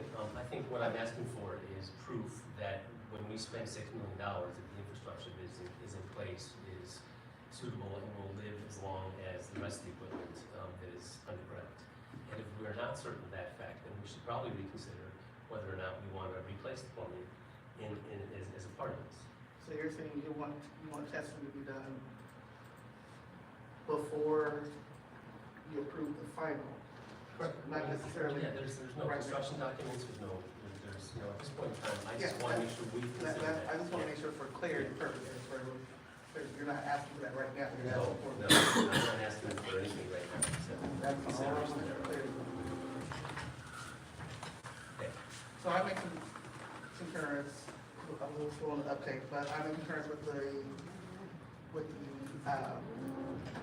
preferred concept with the addition of the ADA ramp a bigger leisure area, not leisure area, the lazy river, all the other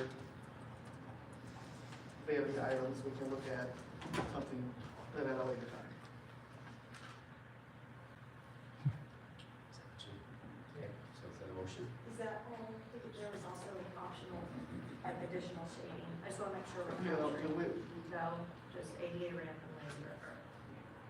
Yeah, I guess my motion would be to approve the proposed concept with the addition of the ADA ramp, asking for alternative bids on the second slide, additional shading, and along the lazy river as part of the bid process.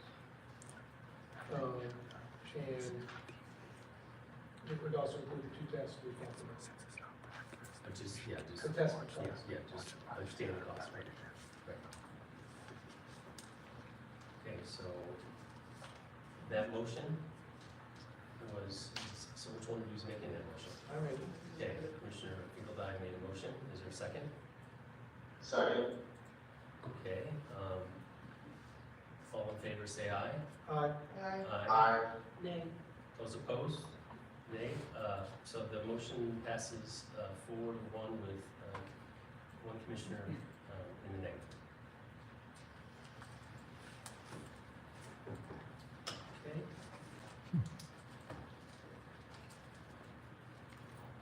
We'll move on to our work session items. This is an opportunity for the city commission to discuss items in greater detail. The commission will take no binding action on items presented during this work session. Topics are eligible for public comment. Members of the public will be limited to 3 minutes for their comments. So first off is the comprehensive financial report and audit from RSM.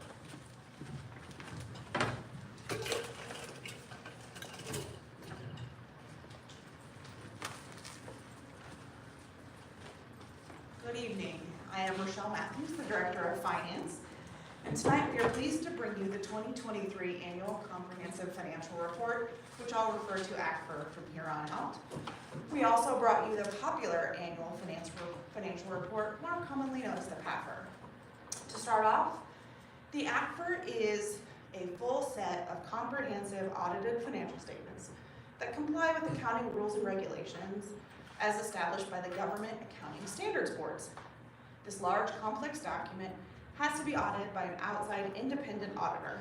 The city's firm for this year's engagement is RSM, and our audit partner this year is Kevin Smith. He will be up here shortly to give you his report on the ACFR and the audit process. The PAFR document is a complementary document to the ACFR, where it extracts that financial data and tries to communicate it in a way to a broader audience that may not have a background in public finance. It's also our opportunity to provide more information about the city, how we're structured, what our demographics look like. Both of these full reports can be found on our finance webpage on the city's website, or you can reach out to finance and we'd be happy to provide copies. Before I turn it over to Kevin, I'd really like to take the opportunity to recognize the dedicated work that it takes to prepare these documents and get through the audit. So our process really starts in the January timeframe and concludes here with you tonight when we present the completed documents to the commission. I would like to acknowledge the full finance department for their work on this, especially Jennifer Worth, Josh Weisenbaker, Christy Bowles, Paula Bransonworth, Mary Biggs, and Mary Bisbee. This department's time and dedication has resulted in the city receiving the 2022 Government Finance Offers Association Triple Crown winner. So that means we received awards of excellence in both our annual audit, our popular report, and our budget document. And we are in the process of submitting all 3 2020 versions for that same process, and we look forward to GFOA's review. So for now, I'd like to turn it over to Kevin Smith, and I'm happy to answer questions towards the end. Good evening, Vice Mayor and Commissioners. As Rochelle mentioned, I'm here to go through the results from the 2023 audit. The main purpose of our audit is to express an opinion on those financial statements that city management compiles. So the opinion that you see from RSM within that document is an unmodified opinion, which means a clean opinion. So that is the highest level of assurance that you can receive as a part of an external audit. One of the other documents that you receive as well from RSM is a compliance report. This document includes the summary of our federal grant audit. There were 2 programs that were looked at this year, the ARPA funding and then an airport improvement grant. You will see one finding reported over the airport improvement grant. There were no findings over the ARPA program. There is a corrective action plan that management puts together that's also included in that compliance report. There were also a few financial statement findings that you'll see noted in there as well to correct some things from prior years, prior year financial statements, mainly some misclassifications of temporary note proceeds and liabilities that should have been in one fund that were reported in another. There's a summary of that within that document, and again, you'll see a corrective action plan that management put together there as well. But overall, from a financial statement perspective, a clean audit. Again, appreciate city staff, received full cooperation from everyone we worked with, had access to all the information we needed to as a part of the process, and I'd be happy to answer any questions that you all may have. Commissioners, do you have any questions?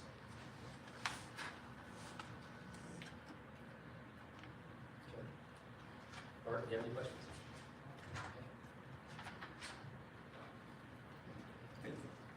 Thank you very much, I appreciate it.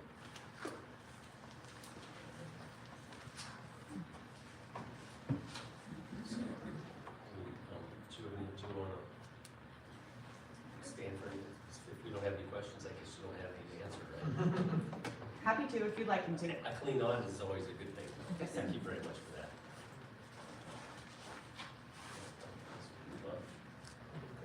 Yeah.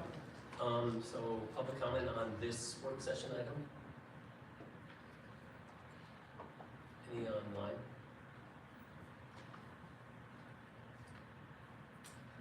Okay. Okay, we're gonna move over to our next work session. Oh, do you wanna make comments? Okay, sorry.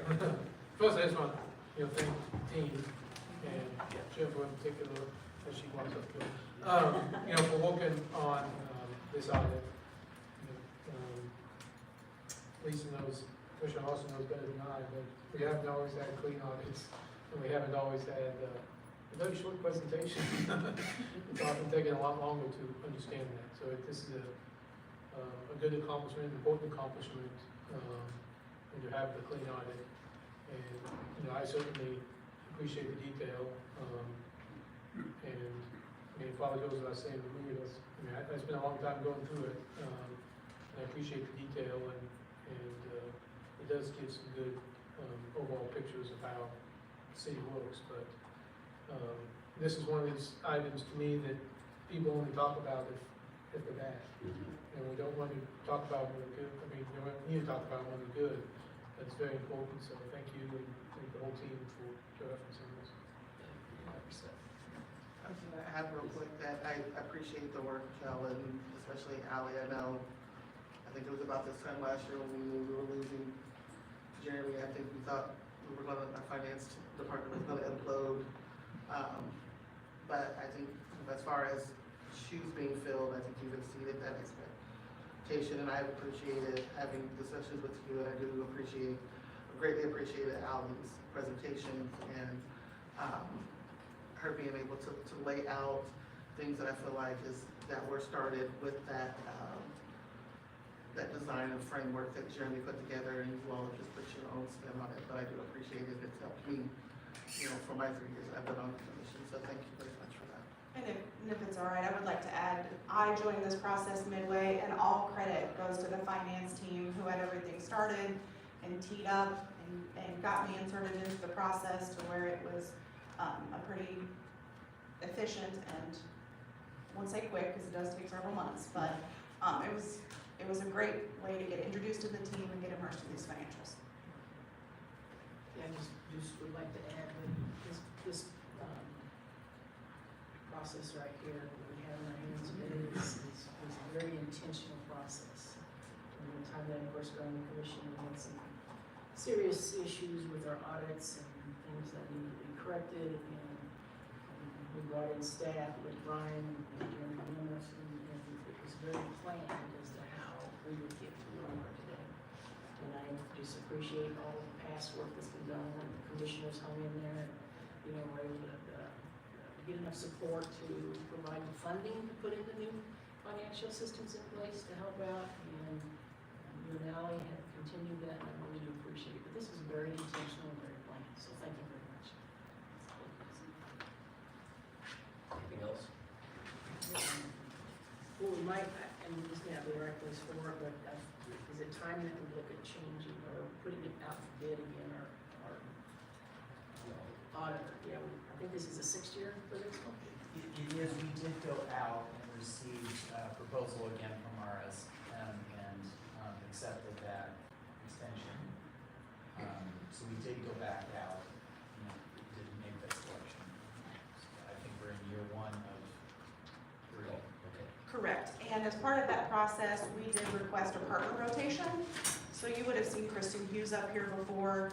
So by engaging a different partner, even inside the same firm, we get fresh eyes, somebody reviewing our process that hasn't seen it before, that does give some of those same processes changing audit firms.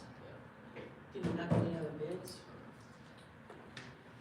We received 2 and felt this was by far the most qualified. Right.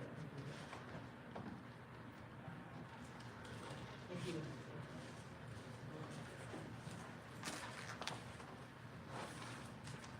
So, we're gonna go ahead and move forward with our next work session item, which is to receive strategic plan update from the community engagement team.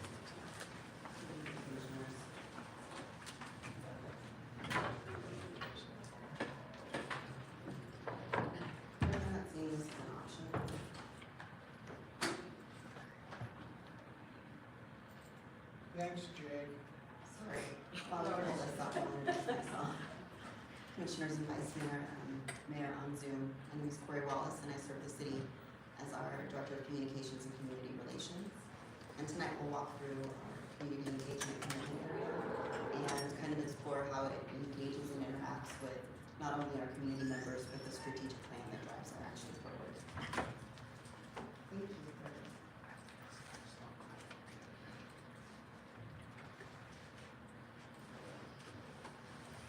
So I'll start with just a general agenda. Our goal tonight is to drive through 4 key areas of activity. So you can kind of see how our community engagement commitment area has expanded over the years, what we've done to scale that activity, what we've done to make it more equitable and more easy for people to engage. That's a critical part of this work, and this work is very intentional. So it's important for you to know kind of how it all interacts with the rest of the strategic plan. So our agenda tonight includes 4 key areas. First, a commitment overview. We'll talk about the commitment area in general and how it interacts with other commitments and outcomes housed in the strategic plan. Then we'll drive through our key strategic KPIs, the 3 areas of work that really drive our intentionality and our priorities, our objectives, and then I'll give you some specific project examples that we're working through. You'll be able to hear commentary from members of our community, and you'll be able to see where we're going and where we'd like this to go as we move forward. So as a reminder, there are 6 areas of commitment in the strategic plan, and it identifies how we do our work and the methodologies behind our priority setting and how we kind of engage in this work with the community. And they are community engagement, efficient and effective processes, equity, inclusion, sound fiscal stewardship, you can read. There are 7 core commitments, and tonight we're going to discuss community engagement specifically. When you think about the language of community engagement, what it really means in plain language is that we're going to work with the entire community to listen, share, and engage with our community to drive action and build trust in city government. This is a tall order, but it's a mandate that's reliant upon our community working together to co-create solutions to the problems that we're facing. And so it's a privilege to do this kind of work. We know you like the outcome and commitment crosswalk, Commissioner Sellers, so we thought we'd bring it back in order for you to kind of look at it through a different lens. You'll see that there's community engagement work groups or working areas in every single one of our outcomes. And you'll note that that you'll hear a little bit more specifics about how those outcomes intersect with the commitment in agreement. But I did want to kind of bring this back so you can see that these are designed to identify areas of activity. If you're looking for some examples of specific projects that are housed within each outcome area, you can see them identified here. Tonight was a great example of how we work with the community to gather data, both, kind of hard data, numbers, and also anecdotal data, or what I call ethnographic data, which is basically the stories people tell us about what they need. So you'll see that in most of these projects, there's a mix or matrix of activity in these areas where we're designed not just to gather survey responses, but we really want to gather people's insights, we want to gather people's ideas, and we want to co-create solutions to challenges that are facing some of these areas. So I just want to draw your attention to some of them. Aside from the Outdoor Aquatic Center project, we've done community engagement work in the music census, in the station expansion for LDCFM. We've done community engagement experiences that are across all sorts of topics. The ADA Sidewalk Project, the Downtown Transit Center Project, all of these have community engagement functions. Most specifically, we're looking at KPIs, or key progress areas. And one of the interesting things about these KPIs is that they're really rooted in trust. They're rooted in the ability to sit with people and listen to them when it's convenient for them, and provide an opportunity for them to conveniently offer us feedback. That requires an attention to equity, it requires an attention to reaching out to people and knowing where they are. And as we scale this project, as we scale this program, we'll work even harder to scale and to make it easier for people to engage with us. I will say that these KPIs are measured not just by the numbers and advancing around the KPIs, but there are kind of some soft areas of the KPIs that we pay attention to too. And I think it's interesting when you look at them specifically, the ways in which we hope to impact, for example, KPI 1.1. Percent of residents who are satisfied or very satisfied with the access, availability, and timeliness of information. Information comes to people in a variety of ways, and so we have a variety of groups that are paying attention to this KPI. I want to draw your attention to the first one, the Community Engagement Working Group. That's an interdepartmental working group that I meet with once a month, and we talk about all of the community engagement projects, and we try to be proactive around areas of activity that we know are a priority. If we're looking at the IAP2 kind of process, IAP2 stands for International Association of Public Participation. That's the 2 and the P. We really try to kind of broaden our team's understanding of not only best practices, but soft practices and soft skills that can help them address issues faster and get in front of people in a more equitable and effective way.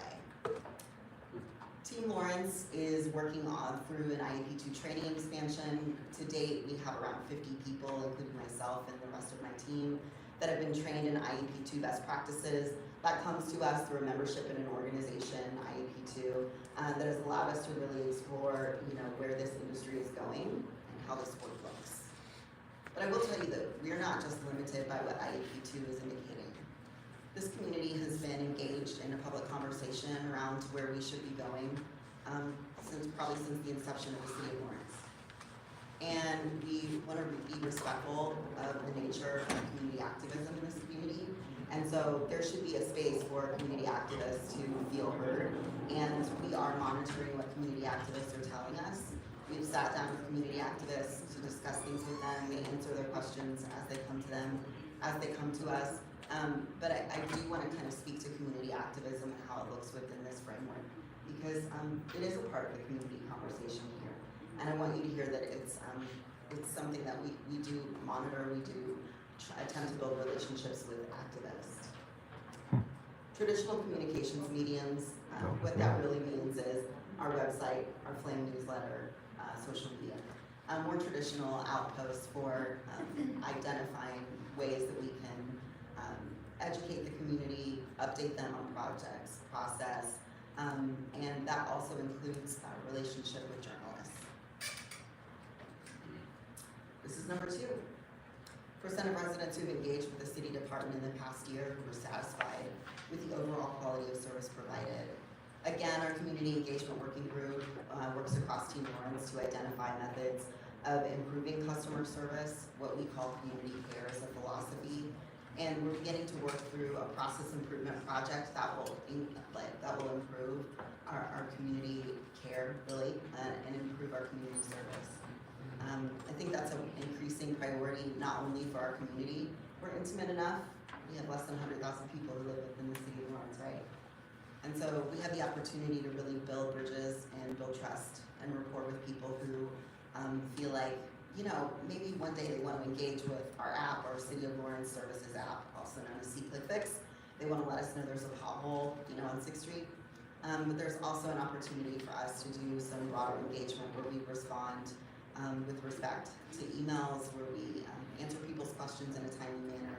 And so we're working on a process improvement plan to do that work. And then finally, 1.3%. Of residents who are satisfied or very satisfied with the level of public involvement in local decision making. That is what I call the core of IEP2. We're going to walk through kind of, I'm going to go here now, are the approaches that IEP2 typically encourages you to explore and identify the best approach for each project. It works in a spectrum, so you can start with inform, which is really the most straightforward method of just informing people on a process or on a project's like movement forward. And it goes all the way to empower, where you can co-create solutions with people. And we have projects all across the spectrum. So there's all different types of ways that we engage with community members, and that's by design. So let's go back to what we're building. This is where we're going. I've been here for a year, and so I've had the opportunity to do some assessment, to really listen to people, explore with me, you know, the gaps that they see in this program and how we can scale it, how we can make it more effective, how we can make it more easy and equitable for people to gather around co-creating solutions with us. And I think we're going to focus on 4 key things. 1, accessibility of information. Accessibility should be something that is extremely easy, and there should be a low threshold, a low barrier to getting accurate information. And that's important. You've heard that time and time again in city commission meetings. I share that concern, and I think that's something, I know that's something we're going to focus on in the next 365 days. We want to get broader audiences in our community invested in the process earlier. We've noticed, and we've been tracking on kind of the anecdotal data where people say, you know, I didn't know this conversation was happening and late to the conversation. What we want to do is increase our touch points, so we literally bring information and an invitation to them as opposed to waiting for them to come across a social media post, see something on our website, read something in the Elder Code. Education on the projects early and often. This really means that we really want to go where the community is gathered. An opportunity that I'd like to see us pursue and that we've been talking about in the community engagement working group is looking for experiences that might not be housed by the city, but that are housed by external partners with the city or people that are hosting events here in our community. Those folks are invested in our community being successful, and they've invested in our community by housing things here. So it's important for us to make ourselves available and maybe do some community engagement in those experiences. Again, one of the benefits of being in a more intimate community is we have the opportunity and privilege to do that. We can go to where people are, and we can scale the work a little bit easier than if we were in a bigger community, frankly. And then finally, we want to co-create community solutions rather than just identifying the problem. That is a pretty tall order, and it takes years to build that kind of trust. But I think it's important for you to see movement in this area, and we're going to talk about a project where, in a few minutes, where we've kind of worked to create more opportunities for people to provide us with their ideal solutions to an issue.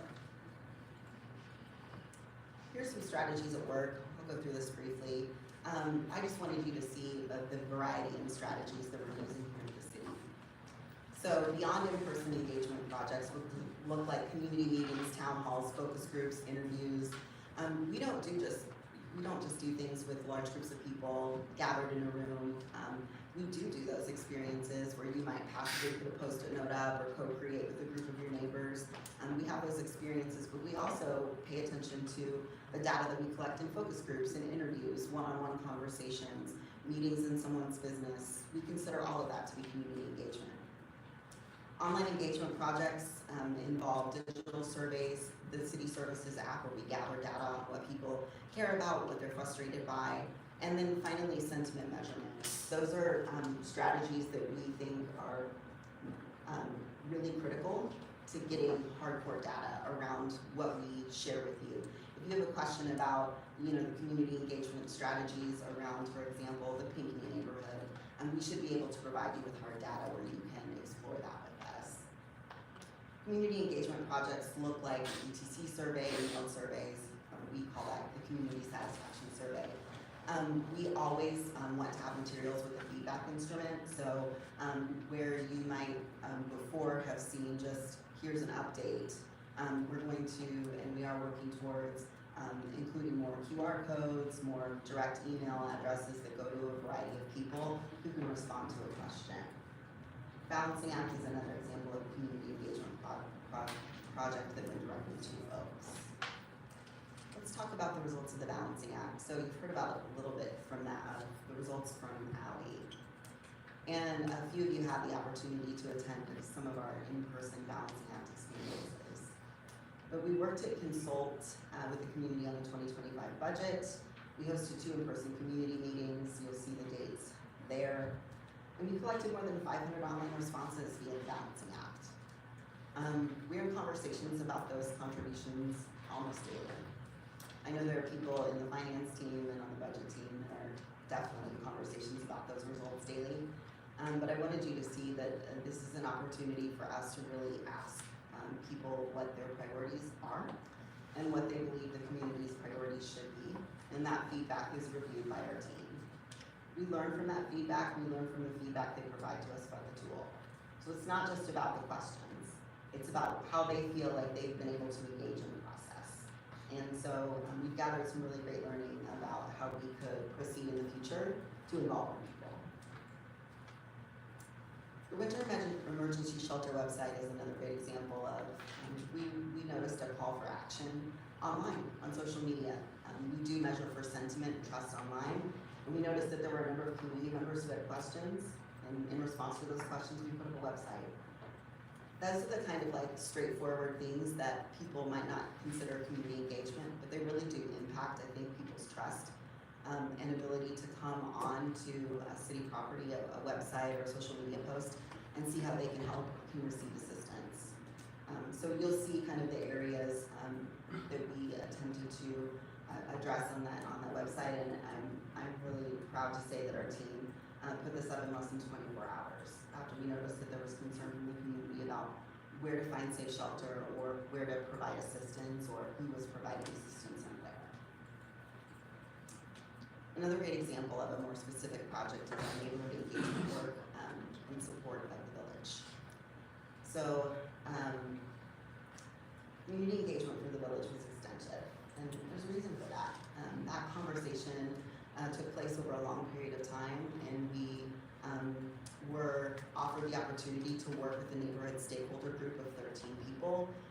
It included a cross-section of folks who were representing the neighborhood association for Pinckney, alongside business owners who were in the community, people who were homeowners, renters, just a nice cross-section of folks who all said they wanted to be engaged with us over a period of time. We held 6 meetings that started in September 2023, with the most recent being on July 15th, and we're now going to move to a quarterly meeting cadence. I attended approximately half of those meetings and supported all of those meetings. And the facilitator of those meetings worked with a number of people in not only Homeless Solutions, but through LCS to really build understanding and answer questions in an accurate manner, in a way that was as rapid as we could make it, to the very valid questions that those community members had about that project. Because of this engagement project, there were a number of really nice outcomes that came from that. One, I think they had the opportunity to talk to people who deliver services to those who are experiencing homelessness. And they had the opportunity to really build what I call a sense of empathy around the outcomes of the process. They were also able to hold us accountable to things that they needed or expected in order to feel safe or comfortable with the process moving forward. And so I'm really proud of the work that my team did on behalf of the community and in service to that conversation. You'll notice that all meetings were transcribed and summarized. There's a reason why we did that. I think when you're in a community engagement experience, if you've noticed, there's often outcomes that you can see visibly on the wall. And basically what that communicates is we're listening. We're listening. We're taking note of what you have to offer us. We care about your insights. That's a core best practice of IUP2, and I think it's something that we've seen is extremely productive, especially when you can leverage those notes to follow up within 48 hours and say, here's what we heard from you. Are there any questions that have bubbled up over the last 48 hours? We want to make sure to get those answered within the next 3 days. That's the cadence that we built with the Pinky Neighbor stakeholder group. So it's important to note that that's an evolving process and a process where we learned a lot. We learned a lot from them and from the process. This is just a quote from C.C. Porter, who I believe addressed the City Commission at the inception of this project, and has since become someone who we speak with quite often about her needs.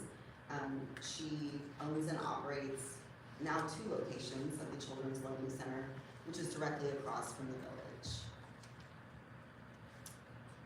Our current projects are housed on our community engagement section of our website. You can see not only projects that are currently happening, but also projects that have moved into the archival phase.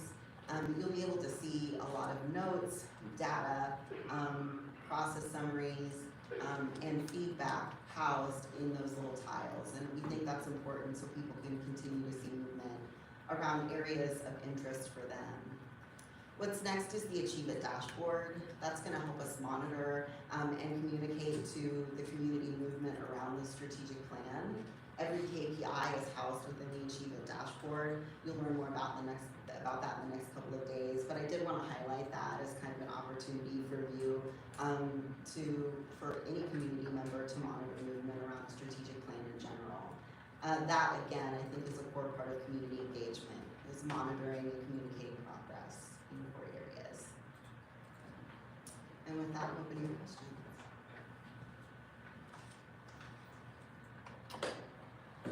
Okay, great. Couple questions. Leading with a statement, I think, we think a lot, I think a lot about, processes involving the city commission. But obviously, most of the work done by our 800 employees are not, the commission level. So you talked about 50 people being trained in IAP. Do you see this trickling down to, trickling down might be the wrong word, but, when someone's walking on the street and someone comes up to them and say, hey, what are you doing on my street? What kind of, why are you replacing the gutter, that sort of thing? Is it that kind of level? Yes, it can be. I'll use MSO as an example. So every department across the city has the opportunity to use the core communications and community relations teams kind of consultants. And so we've sat with a variety of project leads, engineers, a variety of people who don't necessarily know the nature of community engagement, don't know the best practices necessarily. And we've had the opportunity to guide them and to say, here are some options to better educate community members. Here are some ways that we can measure progress. Here are some people that you need to speak with. I mean, sometimes it's that granular. Give this person a call, they reached out to us, or here's somebody who has a lot of opinions about this particular project. You might want to reach out to them. So if you're talking about the trickle down or kind of like how granular it gets or how deeply embedded it is in the organization, I will also say that the majority of folks who do this kind of work are identified pretty early on in their professional development process, I think, and There are people that have a real acumen for this work and a real interest in learning more about this work. Those people are brought onto the community engagement working group. There's a low threshold for joining that group, and that's a way to learn more about what your peers are doing. So that's one way that we scale across the organization and make sure that people are continually getting trained, no matter how long they've been with the city of Lawrence. You know, I think I was trained after maybe 5 weeks, and I was trained with 4 other members of the city of Lawrence team. So, yeah. Different subject, but I know there's some work, work plan about the webpage and updating the webpage and how that's going, so can you give us an update on Sure. that? Yeah, I'll give you a broader update after we begin, but our discussions right now are really about assessing what our website is and where are the gaps. And we're exploring what a relationship with a vendor would look like. We're moving into kind of the exploration phase, the assessment phase.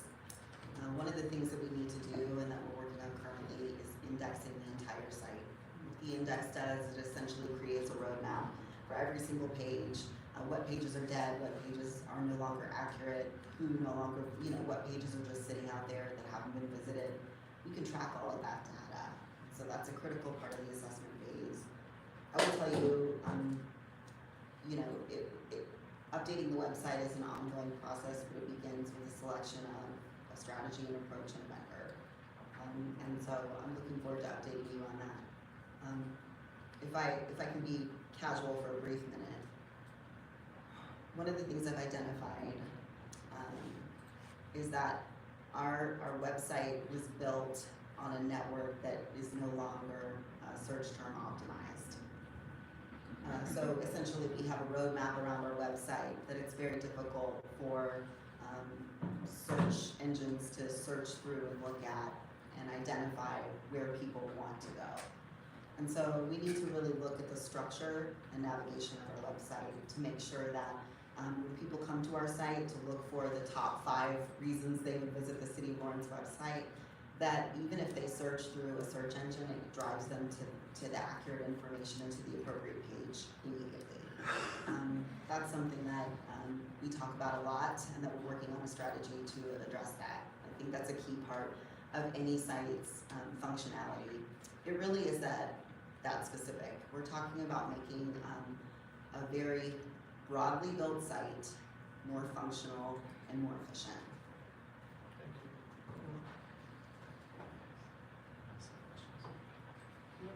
Appreciate that update. It's nice. Not a question. I'll wait till we're gonna come back to comments. Sure. Any questions? Barb, you good? Okay. Thank you very much. Public comment on this item?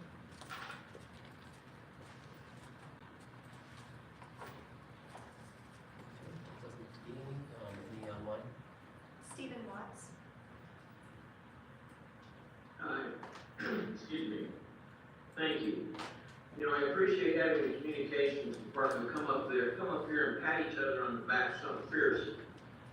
I'd like to know what do best practices say about a focused town website that is fraught with error and obscene resistance to getting it right. I have tried to interface with this group of people and it's nigh unto impossible, although there has been some movement and there was a promise about a correct website by October of 2024 after first being advised of October 2026. My question is, what is this jibber jabber about finding a vendor? A vendor to create a new website and reinvent the wheel, or a vendor for the communications department to have as a platform internet-wise? It's a critical question. Are these people incapable, with all of the money that they are paid, to create a viable website? Not something that has to be world-class and full of frills, but something that actually works. Thank you. Any others? That's all the comments. Sure. Thanks, Commission. I would just like to add, Corey, I really do appreciate actually seeing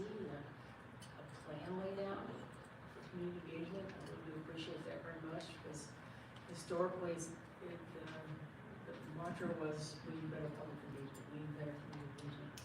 But it's nice to see this stuff to be laid out and see some of them. I appreciate it. Thank you.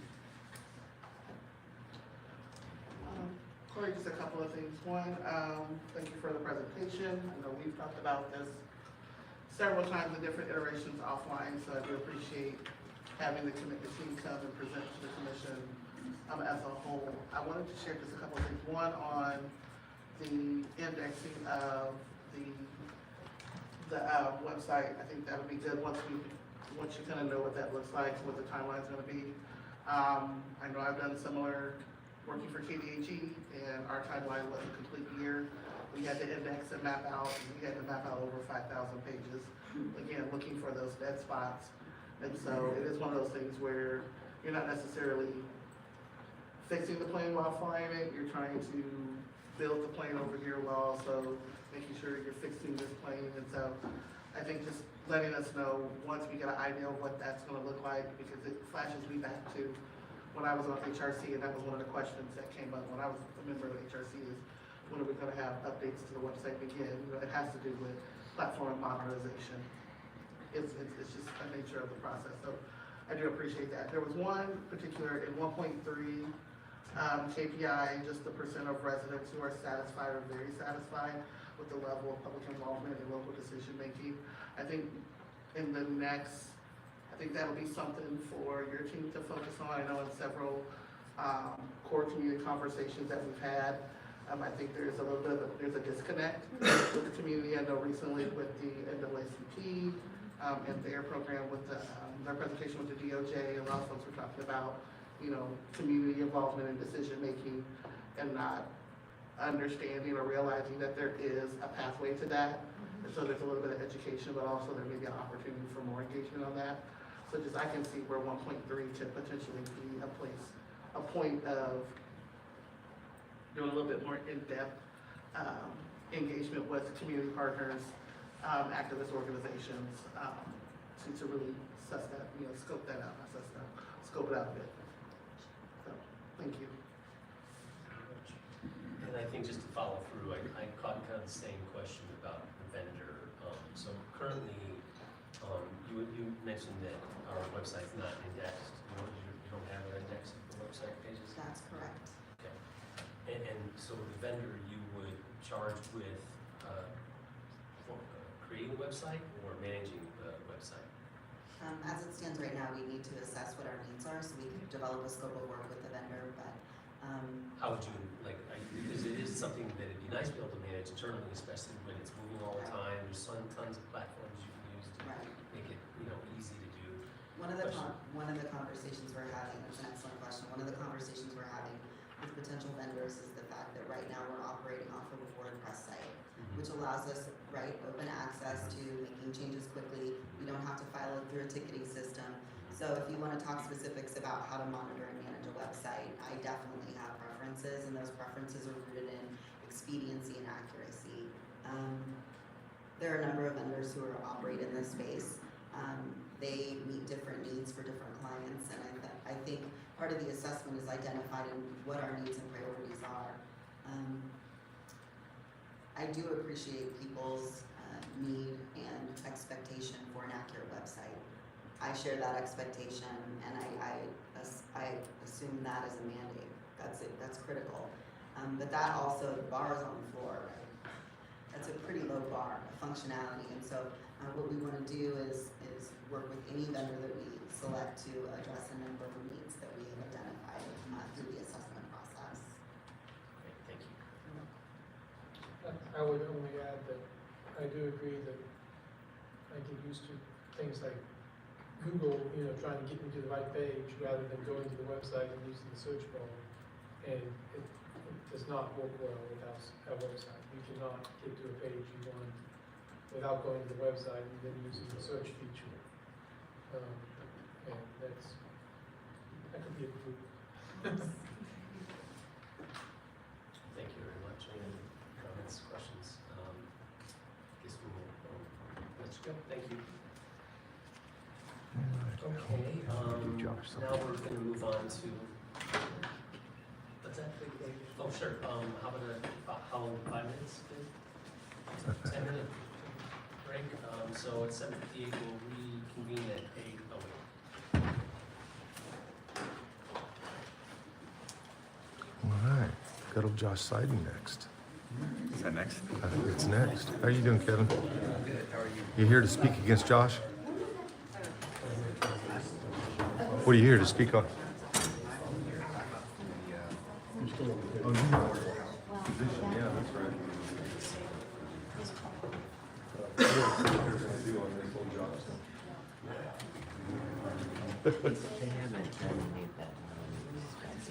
No, that's what's coming up next. Huh? I'm not so sure she's not going to vote her against her own nominee. See, I don't think she'll do that. I think she'll just abstain if she's done that. Well, how's she gonna? I mean, she's the one that put him up.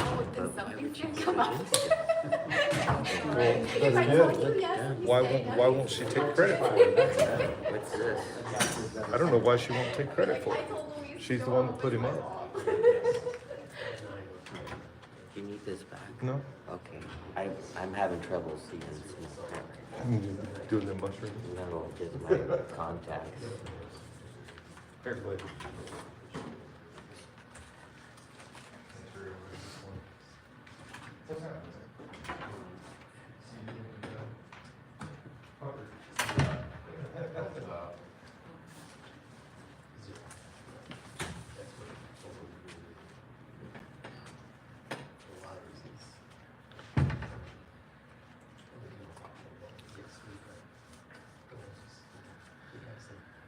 And see, this is funny. I'm gonna pick it up. But I handed that to the finance director lady that was sitting there, and she literally threw it on the floor and just left trash in the middle of the commission room and left.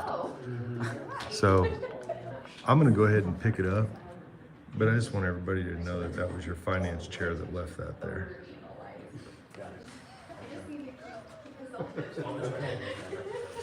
So, it's been an interesting day.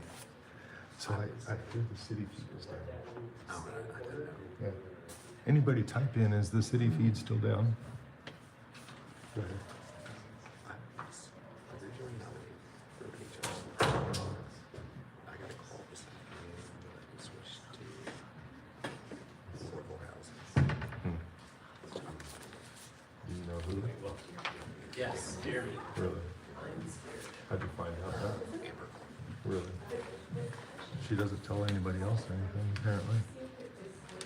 Alex First still has no idea who put his name up. Hey, I did an open records request and it'll cost me $25, but I requested more than just the, but one of the things was listed who nominated who. Well, and see, I was wondering if they were gonna deny who they listed as nominees, claiming that it was a notes, drafts, preliminary documents and all that stuff. 221, 820, I think that's what it is. I might go and see if I can just get the list and see if that'll cost less. Because I also, I asked about how do they determine who gets 3, 2, and 1. It's the order of who got, like when they got a nomination, the city put it in like the 3, like they went down order. So whoever got nominated first got the 3, so that's how it, but they said that the commission has the right to reorder if they don't agree with that. So, and see, that's the thing. What happens a lot here, we see city staff put it to the commission in a way that, well, if you don't change it, it'll just be the way we want it anyway. But the city commission didn't really direct city staff how to do it. So, I mean, what city staff's supposed to do? Well, that and hey, Sherry, on the swimming pool thing, they said they voted for the preferred. But they didn't really say which preferred, because they were all 3 called preferred. Well, I think it was just the preferred, but they didn't say with, there was other language under the other 2, so it's just the first one. Oh, okay. That's right. What do you think of being switched over to affordable housing? I'm good with it. Even though they just decided to can the trust fund money here recently? Did you see that? It's going to affect my board. So I need to get some answers on that. Yeah. So Michael. Think your boy Sidon gonna get voted down? I'm live. So, no, you can be in front of it. I don't all you want to be in front of it. But apparently the city feed went down. I got notes in the chat saying, don't let your feed go down. The city feed went down. So, Get hacked again. this whole thing with Sidon, it's just bullshit. And I don't even know why a commissioner would have put his name up, because all it did was traumatize people. Yeah, he's all full of himself. He's been talking online. Is he? Oh, it's ridiculous. I never see it. It's on net, Nextdoor.com? Oh yeah, I saw that. I had somebody send me some of that stuff that he was, like, dude, just. well, and he wants to write it off as just one occurrence of a bad decision. It's like, dude, you've got years of bad decision making behind you. So, I don't know. The whole money situation in this town, we're gonna end up moving. Yeah. We can afford it, we just choose not to. Why? It's too much. They're demanding too much, they're taking too much. And they're not even giving us a real choice about it, they're just gonna do it. Not right away, I mean, it's gonna be a couple years, but we won't. I don't know. You know where you go? Southern Colorado, around Trinidad. Probably. Janice looks at other places out there. We'll see. I don't know, I feel better than enough time. What's out here?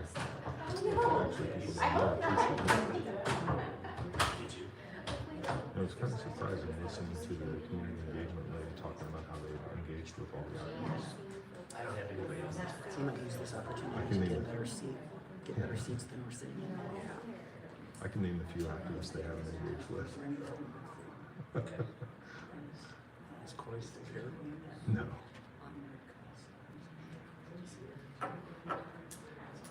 I wonder where you are on the agenda.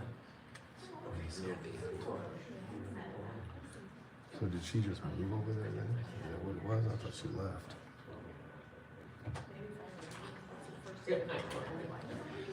Okay, so then, how would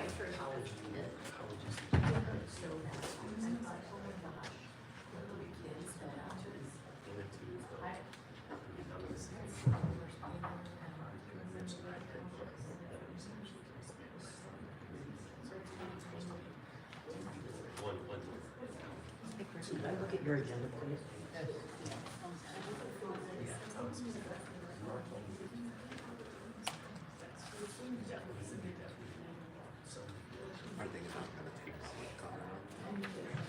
They moved it to commission items. And then public comment on commission items. So now we have to wait until general public comment to do it, which I'm fine with. But I think the decision's already made. Exactly.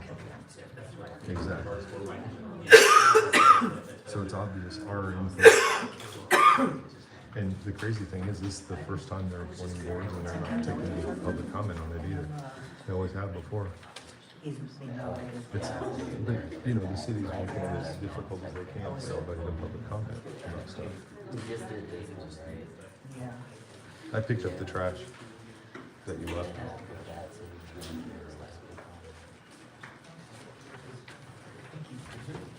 She had to move up a chair to be away from the evil people.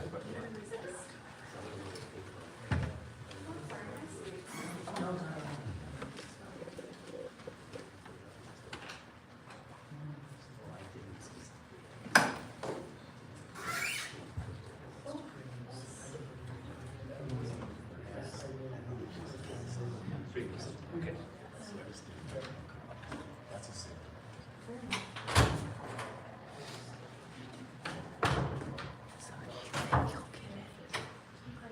He better not.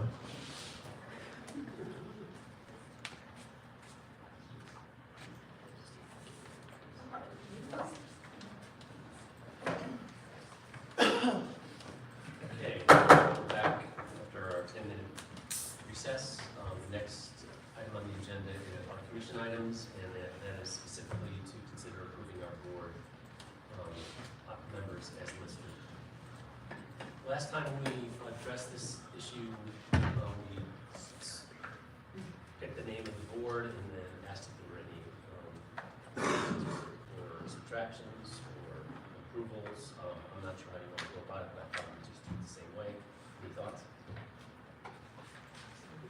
Okay. Okay. All right, so the purpose here is to try to firm up our last board member seats in the process. First one on the list is the Affordable Housing Advisory Board. Looks like there's 4 nominees and only 2 spots. I had asked for Mark Bueller to be added last week. I didn't do it correctly, so it was added yesterday or today. So I'm just curious if I've noticed 2 more names were added in the last few days. So we need to pick 2 out of 4.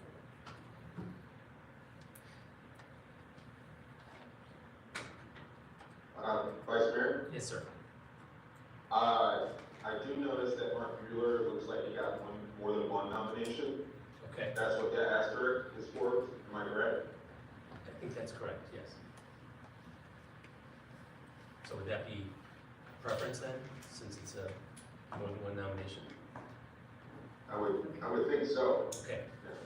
Okay, thank you. Okay, so should we put, since there's 2 selected, more than one, I should say, should we ask for Mark to be added? And then we have to pare it down to 2 total.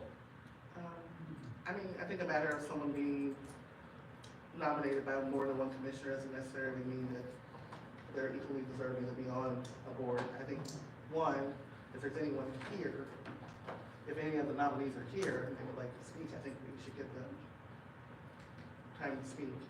Since I know, I'm familiar with some of these folks, so that maybe they may have something to share. So, that may sway my vote, so. okay, so you are proposing that we ask that the members who were proposed speak to the commission? I mean, if there's a nominee here that wants to speak to the commission. Okay. I mean, we don't have to, but Didn't I last guess I week. wasn't here last week, We did they're today. being surprised that, We if did someone have didn't know these they were overtures. supposed to be here to speak, and then let Yeah. somebody speak now. I mean, I think later we need to talk about how this process works, but, you know, at the moment, I think we need to stick to the process we used last week. But I think we need to talk about, in the future, we'll talk about how the process works. Okay, so I've only nominated one person to any of the boards, that's Mark Bueller. He's my only single nomination on all boards so far, so I would like to see at least one item or member appointed on my behalf if possible. However, if we want to choose others, that's fine. We have 3 others to decide on, so we can either do a hand vote on each one ahead of time or pare it down to 2 and go. Can, you know, I mean, I support Mark, I know 2 of the others, I do not know Andrew Talbot. Here's your process. I looked at his resume. Mark was on the I'm board on last one time. as well. Okay. Okay, so there's, that would be 4 total agreement on that. Amber, would you? Yeah. Okay. So, then let's pick, we need to move down the line to the next names then, which is, we've got Andrew Gallagher, Thomas Howe, and George Elliott to choose from. I don't know who nominated these folks. If the person who chose to nominate wants them to speak up or excuse me, speak on their behalf, that'd be great, but at this point, I'm open to suggestions on the second nomination. I guess I would say it again, I wasn't here last week, when we talked about everyone nominating 2, 1 or 2 people to each board. I nominated 2 people who were approved last week, so I'm open to, have people who nominated them and didn't have anyone else nominated, like you said, as Mark, I'm open to hear that. So I think as we move forward with this process, because again, it is a new process, that we, in our initial conversation, we talked about everyone having 2 names and having their 2 names presented and submitted to shared to the clerk's office no later than the deadline that we agreed upon. And so at some point, where in this process, I think this week, because this is an example of why we need hard deadlines, is it that that spot remains open if a commissioner does not submit a name for a board, or if after one pass, they don't submit a name, they are, they don't have, at that point, they're relinquishing that, so anyone else can. And I think that's the conversation we need to have. I nominated Andrew Gallagher and George Elliott. So after I reviewed, I did submit names before in the first round. When it came back to, we voted on the last section and saw that we still had vacancies. I went back and reviewed my applications. From those reviews, I then submitted additional names. Now, not knowing where that fits in Sherry's scope, I just submitted those names because I didn't want us to, have this vacancy and we're waiting so long, and maybe a commissioner doesn't want to submit names.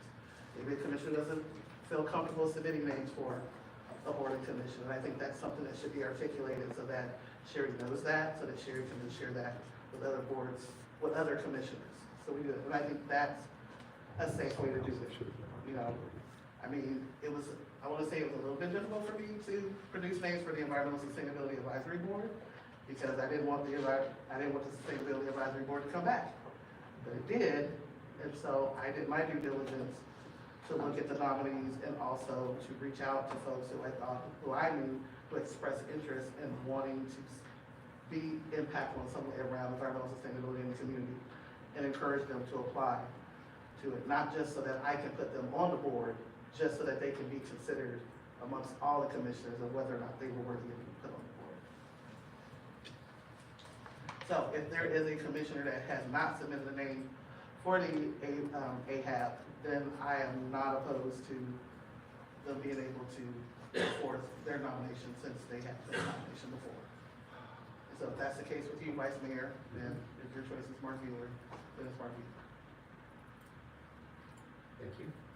And then who else, so do we need to choose from the other three then as well? Obviously, you submitted George and Andrew. Thomas was on the board before, I think, previously. Yes. So. And the board currently has 3 people who were on the board previously. Okay. Well, I'm easy, so whoever wants to suggest, I trust that your recommendations are suitable here. So. Okay, well, I can just go down the line if you'd like, with the names. Is that, what is it? Mayor, how would you like to go? Yeah, that would be fine with me. As Commissioner Scheller said, I submitted a couple nominations for this board, I think last week. So if anybody else has not submitted any nominations for this board, I would, have an eagle to them as well. But I also, I think Mark was one of my selections as well this week. So kind of coincided. So if there are any other commissioners that haven't, submitted a nomination for the advisory board, I guess speak now. Yeah. Okay. Everybody else has somebody on it then, looks like, already placed? Okay. So, do you want to do a voice vote on each one, and I don't really know how else to purge this list without having a vote. So by me looking at this, I think what's good is for us to have a good mix of whether there's folks who want to be reappointed as well as having new, fresh perspectives. As it stands last, we approved Monty Suckup, Tyson Tom, Elizabeth O'Neill, Christina Dutry, and Maria Fiel. With the addition of nominating Mark Mueller, that would have 4 individuals on the Housing Advisory Board that are reappointees per se. So I would say, for the sake of balance and opportunity, that we at least make the 7th and final slot someone who has not served on AHAB. And I think, again, if something happens, someone may fall. Someone may have a commitment, may need to slide off, may not be able to complete their full term.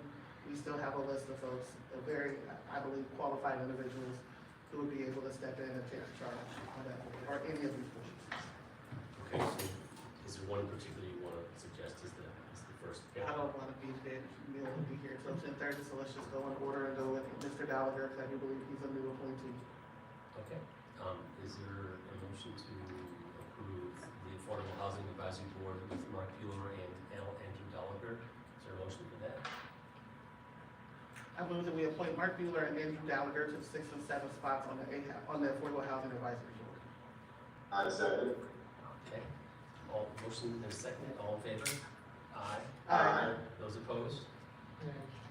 Okay.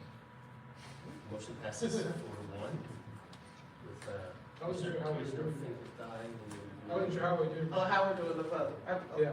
So, I mean, since we didn't have full slates last, Right. we took them up as a whole. Was there any objections? Someone took any objections, but if they didn't, then we That's took what them I up as a whole. Yeah. So I guess we can do it as if, kind of like consent agenda. If you want to pull someone to discuss, we can pull it before.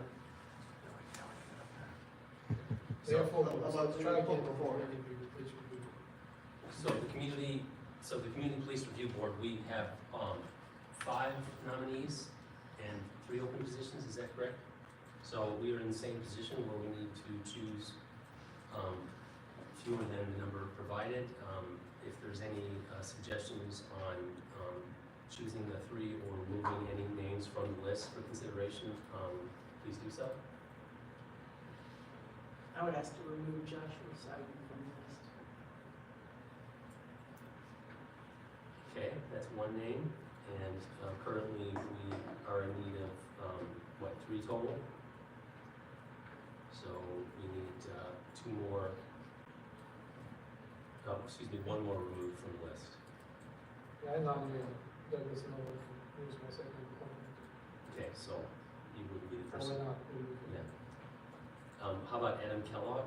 Who suggested him? And- I nominated Adam and Josh. Cool. So my nominees for this would be Douglas, Joshua, and Adam. Okay. I would add that, Brenda Clary was on the previous board, I don't know if we've got anybody from the board, that was previously on the old board. Amber seems to be pretty well in touch with that, too. Yeah. I'm magical, but I'm not that magical. Yeah, Okay. I don't think there were other candidates that, they were from last week. Okay. So I think would, help to bring a little bit of that Continuity? continuity. Mm-hmm. I would say, I agree, it helps to have somebody on there, but the previous board, I don't know how much action was taken, but they do have all the training and experience on how to manage situations. Okay, so Brenda would be a request from you. Yes. And Douglas Miller is you mentioned that, right? Yes. Okay, and then, so that leaves, Rick Friedman. I didn't nominate him, but, I think we have to choose 3. So, I'm not sure how to, do you want me to remove each one, or? I would concur with, Commissioner Larson in, removal of Joshua Siding, so, if you needed that. So that's definitely, so that leaves us to 4. So are you formally voting? No, I'm just saying I'm just trying to get, we only have 3 spaces to fill, we have Right. 5 people. And so I need to get the number down to 3 so that we can vote. Now, if we want to change names, that's fine, but we can't vote on more than 3 positions. So we were going to go through the board and try to appoint these people. We've got 3 seats, so we need this pared down by 2. I'm fine with Miller, Clary, and Friedman.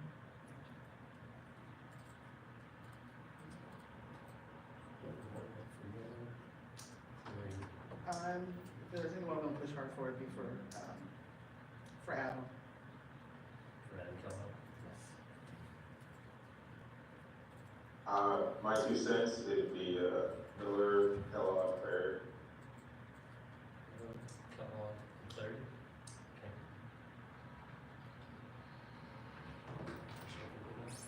Do you need adjustment on that? I think, no, I'm fine with that, I mean, Rick would be good as well as, I don't know, I'm okay clarity. And would it be okay if I move the vote for those three at once and see how we move? Yeah, because you probably have a third no vote for Josh out there, but we're gonna spare the dramatics and go ahead and Please. lean on the positive side. I would appreciate that. You're very Thank you very welcome. much. You got 4 no votes over. Okay, so, Mayor, why don't you propose that? Yes, I move that we, appoint, Douglas Miller, Adam Kellogg, and Brendan Perry to the Community Police Review Board. Sorry about that. Okay, is there a second? Second. Okay, Let's there's- vote. Sorry? Question, Sure. I can do that, public hearing. Are we saying in that order as far as positions for terms? I didn't get down to brass tacks, I should, because there is one term that's 2 years. But just, so if we can have them in a different order than the mayor said, based on as they came in, and just how. we Okay, did so last you're doing it week. as they come But in. just keep in mind that the terms are not that different, because anyone serving a one-year term is eligible for 2 additional terms. Okay, So, I mean, we can put them in whichever position you want, but the 3-year terms and 2-year terms are eligible for 2 terms, but the 1-year term, because it's not over a year per the policy, they can get 2 additional we can take it to terms. addition, okay, So they're all fairly even terms of what they're capable of being reappointed. all right. Okay, so there's a motion and a second for those three. All in favor, say aye. Aye. Aye. Opposed? Motion passes 5-0 on community police. See you, report. Josh. Miller. We'll step out here and talk. Okay, the next is the Environmental Sustainability Advisory Board. So we have, Yeah, we will. We will. We will.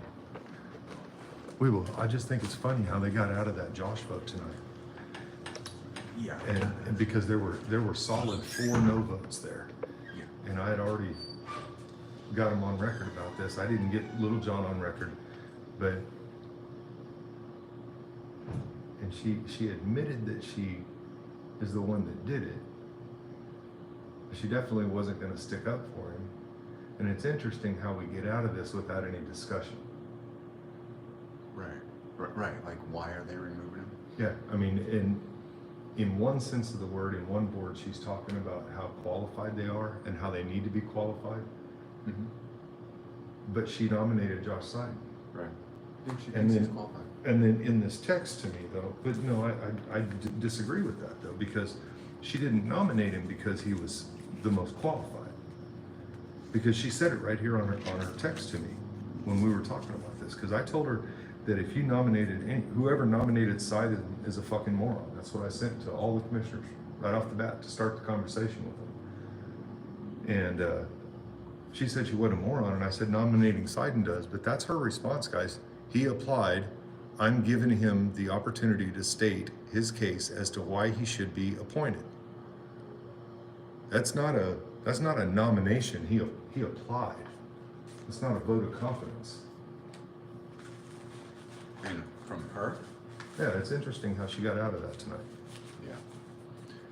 Well, you know what else then is, Seiden came last week and talked during general public comment to plead his case, I suppose, in a sense that Amber Sellers was talking about, but he gets 3 minutes to do it and he only spends 1.5 minutes doing it, or 1:40. It's like, use the whole 3 minutes, man. You got a resume that's supposed to be really long and powerful and you're done in 1.5 minutes, man. Well, anytime they give me an opportunity to speak, I'll take every second I can But get. what's his resume? His resume was 10 years in the public sector as That's the point, a yeah. court-appointed attorney. He can't even fluff his own resume for 1.5 minutes in the public for an important, position. So he just needs to go away now. He needs to just leave. Yep.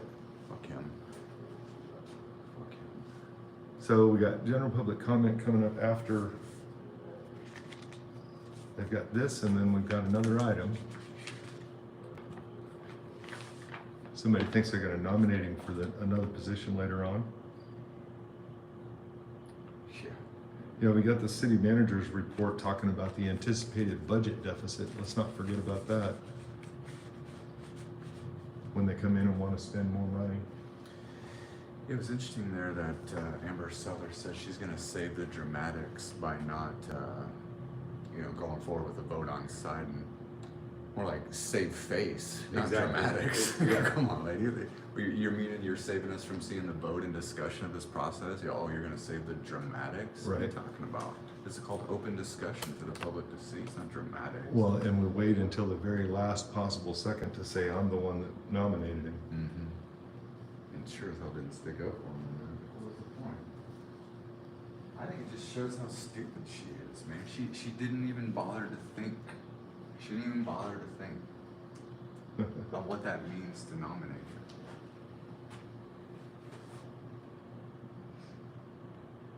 She's that clueless. Well, I don't know. He was the one that didn't need to meet any real requirements as far as her thinking that he was the best candidate. He was just allowed to make his case. Right. That's the part that's Right. crazy to me. Right.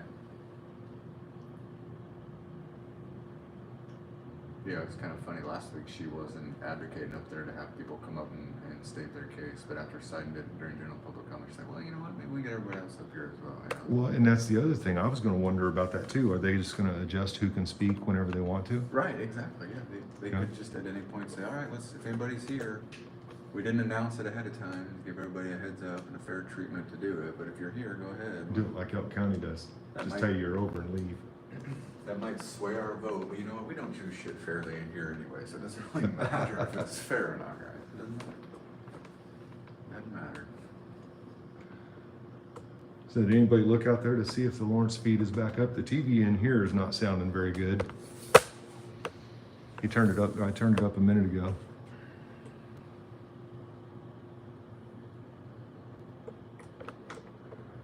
Maybe Josh can go live at the village.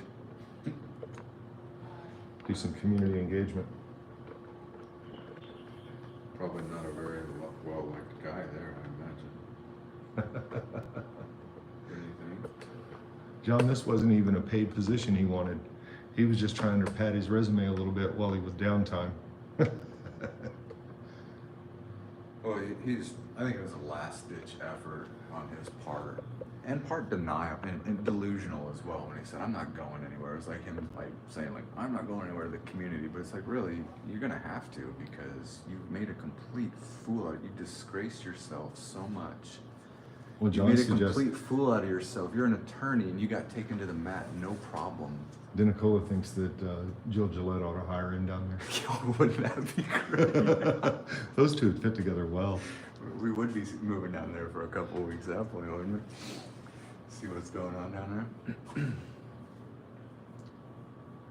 So there's your last advisory boards that they're going to finish up on here.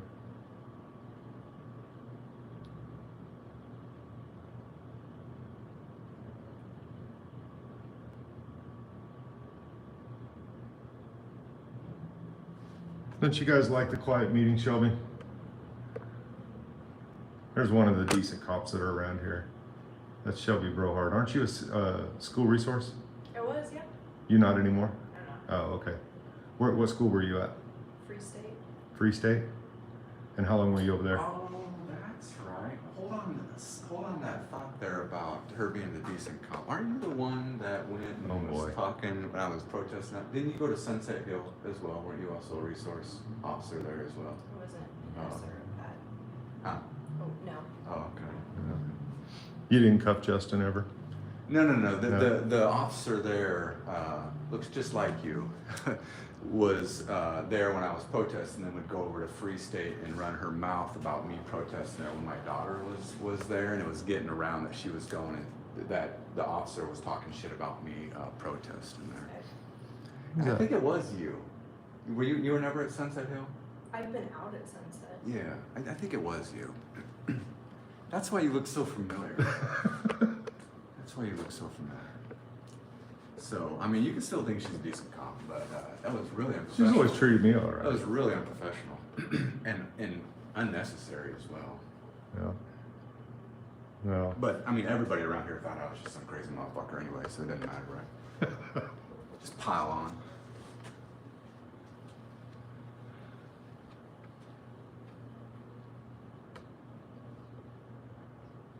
Well, I'm wanting to hear what they have to say about this budget here when Craig gets to talk his little spam. Todd's in there. We're doing a podcast without you, Todd.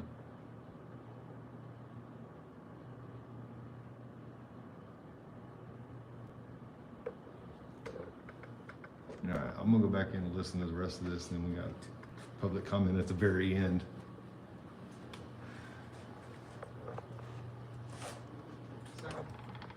Okay, all in favor, say aye. Aye. Aye. Those opposed, motion passes 5-0. Next is the Parks and Recreation Advisory Board. We have two positions. One's a 2-year term for Lee Ice. The second is a 1-year term to appoint Lisa Hallberg. Any questions or comments or additions? Is there a motion to approve them? Move to approve the appointees of the Parks and Rec Advisory Board as presented. Second. Motion is seconded. All in favor, say aye. Aye. Aye. Those opposed? Passes 5-0. And finally, we have the LMH Health Board of Trustees, position 3, to appoint Sharon Spratt to a term expiring September 30th, 2027. Just real quick, I think Sharon would be great on the board. I would note that Dr. Quick, who is the vice chair of the board, set to be chair next year, is up for reappointment, possible reappointment. She applied today, and I pushed that nomination ahead. I think it'd be good to keep her on to serve as chair, just throw that out there in case there's other nominations being thought of going forward, but I'm certainly supportive of Sharon. Got it. Anybody have any other questions or comments on this? No, Sharon's great. Was that one of the ones that was on the vacancy, Sherry? There are two, but no one provided a nomination for the So other. the chair is up for it? Yeah. She's the vice chair. She's the vice, She's okay. vying for chair. The other appointment decided not to reapply, so that's, gosh, I think Sharon was. Okay. That's right. I was just trying to figure out, like, how do we have a chair? Yeah, vice chair, the vice chair reappointment. So I believe Sharon Spratt would be great. I agree, I second that, but I can't, so. So is there a motion to approve Sharon Spratt? Okay, second. Second. Thank you. Okay, motion is to approve Sharon Spratt. All in favor, say aye. Aye. Those opposed? Motion passes 5-0, and I believe that is the end of our agenda item for the appointments to the boards. So Sherry, for those vacancies that are still open, how would you like for us to? And I think for most of us, we probably exhausted all, but I know we received a couple more nominations for cultural arts, and we'll say,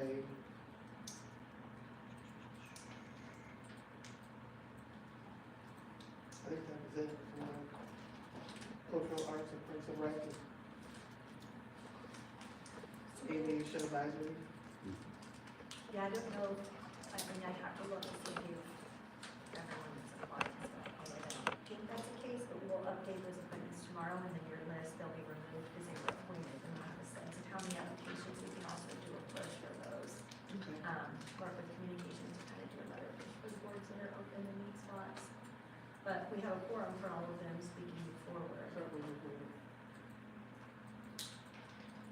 And it's up to all of you how you want to move forward with the nominations. Obviously, we're through the bulk of those, and every week you'll get the vacancy report and see what upcoming positions are open. And I think generally you all agree that we wouldn't put nominations on until they're within 60 days of expiration, but you can send those, that way you can be looking forward and communicating to folks about what's coming up over the next 6 months to a year. But as you send those in, we'll put them on there, and we can have a conversation like this, or we can do it however you all would like. Gotcha. I think it's worth a discussion, I guess. When we really get to the bulk of these, there's a bunch of them, and I think this process, as the process of work is messy, but it got us there. Yeah. I think I would support going forward, if we're doing one at a time or two at a time, and go back, to the consent agenda, possibility. But I'm just asking the question.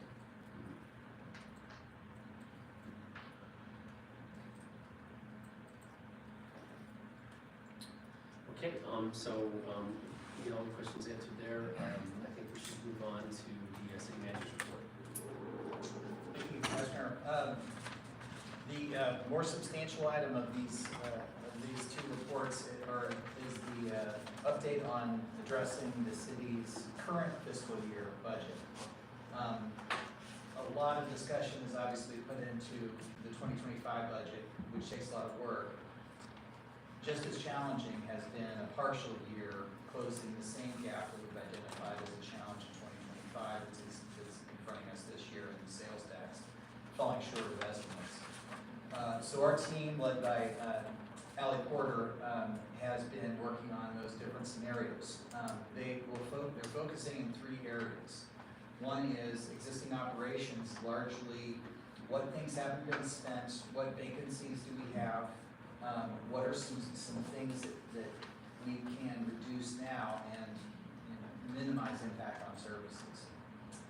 The second area is what fund transfers can we look at. So there are some, as Allie can go through in detail, there are some funds where we're spending money out of general fund, but they qualify for being spent out of these special or proprietary funds. And so those are options for us. The third area is drawing down reserves. Now, we identified this as something that will be a challenge for the next year's budget. In the 2025 budget, we've already identified that $2 million that is a challenge for us to address. But those are the three primary ways that we put together a plan. This is working with all the different departments in the general fund, primarily the general fund, because that's where our challenge is. But I wanted to make you and the community aware of this, to go through this general plan of what we intend. There's some things that we did as kind of guardrails. It's kind of silly to not fill or keep vacant positions that would trigger overtime. So we pay time and a half instead of single time. So there's some of those sorts of rules that we put into play to help guide the construction of this interim measure. So many of these things are one-time things. This fund transfers certainly are one-time things. Some of the reductions that we're proposing, we can get by for a year, but not in all cases can we sustain those. But we can certainly get through until we adopt the budget in 25, which renews our plan, and a more limited plan, obviously. That discussion will be for tomorrow night and after. So, happy to answer any questions. We published this so that the community would have an idea of it, you would have an idea of it. The fund transfers will require action next budget, or next week. We plan to put those transfers before you on consent unless there's any reason to do another discussion. But we wanted to kind of have that discussion and make you aware tonight. Craig stole all my thunder, so yes, happy to answer questions. I know one of the things we've done, you mentioned it briefly, Dale, and I'll just use this as an anecdote, but I mean, I always look at the paper, how many openings we have, and we recently went from like 15 openings to like 5, in the last several weeks. As I understand, you put some hiring restrictions depending on open positions, and I guess if that's the case, is there some, by leaving some positions vacant, I know we have quite a few vacant positions, how does that play into this reduction plan? We're counting on those vacancies. In not all cases, I'm personally approving anybody posting those jobs. That was starting about a month ago. So everybody's got to really make the case that we're going to spend more if we don't fill this. In some cases, like police and fire, those are such long hiring thresholds that if it's vacant, it's going to still be vacant. If it happens today, it's going to still be vacant. But there are other ones where we could be filling those. I will give you 2 examples that you're all kind of aware of. In our office, Britt Croncano has announced her retirement, and we wish her well. She's given us plenty of time, but I will not be recruiting for that position for a while, so that we probably would fill that at the earliest into the new fiscal year. So that's a salary savings of about 3 months of an executive team staff member. fortunately for him, unfortunately for us, our analysts, our economic development analysts in that department, so the other half of that entire department got another job. We are not recruiting for that position, so that's another example of it. Now, is economic development still happening? Yes, I can assure you it is, but that's what I will have to take over. So everybody who's still here will still try to keep the work going, but we have to level with people that we can't get the same work done with fewer people. Those are the kinds of decisions that we really have been making for a while. I just haven't been talking to you about them, and we've been trying to manage and look at our revenues too. I mean, things can change for the positive, but hope is not a business plan. And so we have been working to try and manage the budget through those processes, and, you know, shouldering the work with fewer people.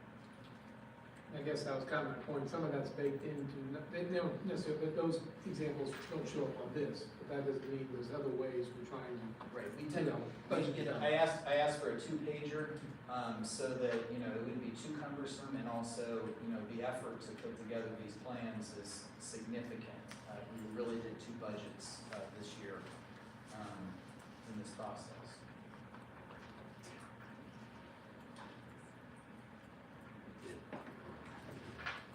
Thank you. Thank you. Anybody else? Mayor, do you have any questions? Still there?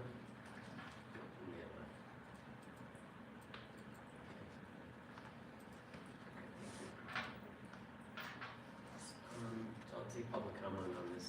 We will do, the calendars, I think. And I guess I would also ask, make sure that you know these transfers that we're showing you are coming on your consent agenda, so if there's any concern or discussion about that. Yes. Have that. Yes. Thank you. Well, if we move forward, just to be clear, is this just on the city manager's report as a whole, or are you taking public comment on each of these items under city manager? I'm doing the city manager report. Okay. Public comment right now. Okay, thank you.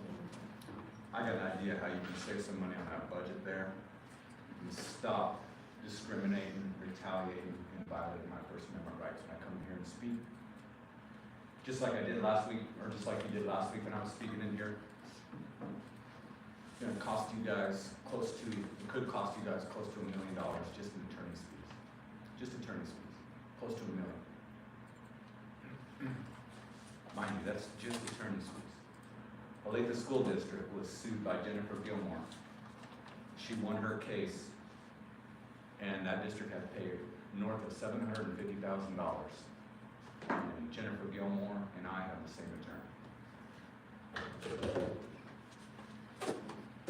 Wow, you didn't use the whole 3 minutes.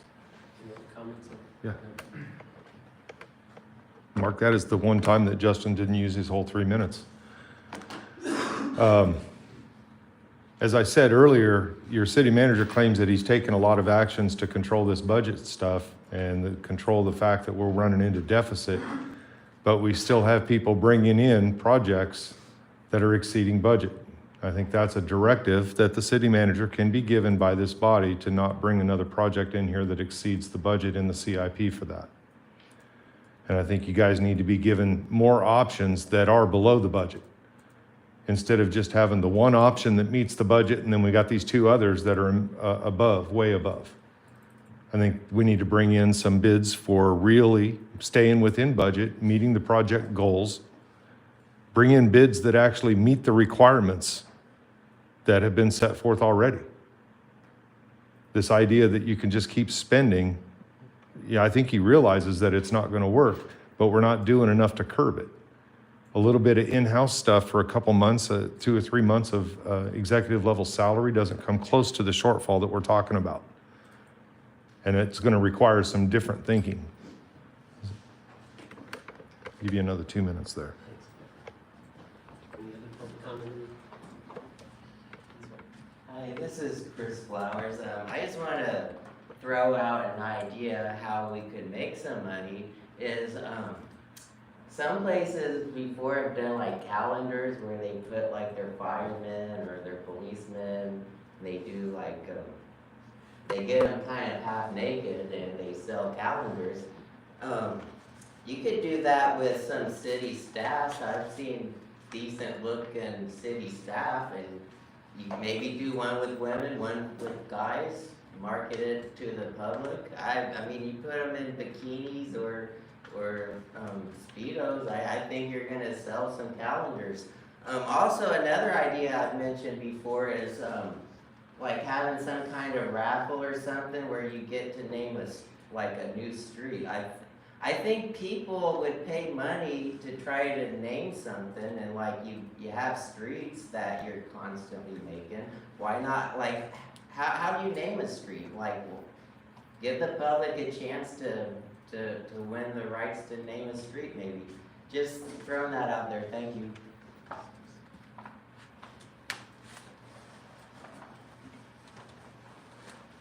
Hi, David Baston. I remember it's a month or two ago that the Journal wrote an article about the fund balances, and it just briefly came to my mind. I read this a few little things on it. I know the city does have a policy on the fund balances. Yeah, that they're not supposed to exceed 90 days operating expenditures. And I know that it said that the second part with fund balance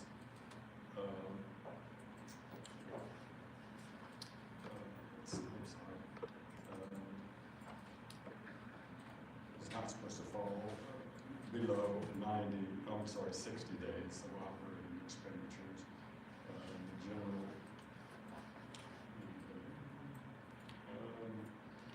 And basically, they went on to state that there were 10 of these that they identified that were way over the 60 days that was recommended, which totaled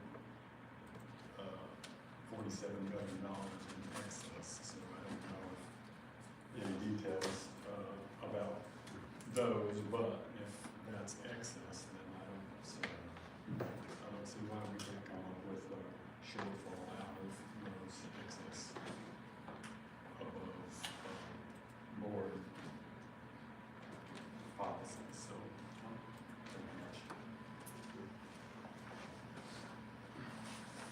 Anybody else? Anybody online? Stephen Watts. Thank you. You know, I appreciate the opportunity to have a city manager's report. And it would be nice if the city manager's report could include meat and potatoes. I mean, some actual information in there. Critical stuff. It's like, why is everything so secret, Mr. Owens? Why is the budget secret? I requested a single line item from the fire, a line item budget from the fire department just for starters, and your office refused to provide it, hiding behind a KSA. You could have said something, but it's nothing. All the public knows are the huge amounts of money, Craig. If you're going to keep the information secret, then you need to provide a report during the city manager report time that includes the secrets, please. I guess they wouldn't be a secret then if you say it. Please don't suggest that the public can participate in this if you don't give us the numbers to work with. Why is it secret? If the fire department line item budget is secret and hides behind a KSA, what other budgets are similar? It was the point I was trying to make in terms of not getting the report. I didn't think you'd send it, so I asked for it. Please, these city manager reports are important for the public to understand what is going on in the bowels of the city manager's office, which has turned the town into a market-based economy, evidently. Okay, well, the market dictates. Please get that information out and quit making it secret. Thank you.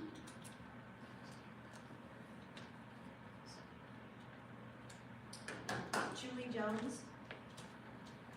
I want to piggyback off what Stephen was saying. There is a lot of us discussing and trying to figure out what's going on. I understand the budget is very complicated.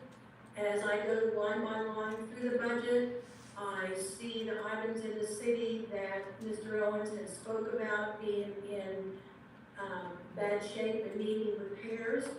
We are not asking for, we don't feel like the moon is falling to the sun. We would just want to know why something needs to be repaired and who did we contract with it, and could it be detained?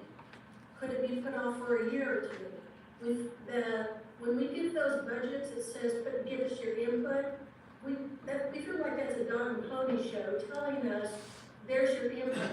But then all of a sudden the budget comes out, and like he said, there's certain items that we can't even look at the line by line item on. We have no idea. I've kind of changed my mind about the shelter and what's going on out there. And I'm concerned about some of the things that I'm hearing from people living there.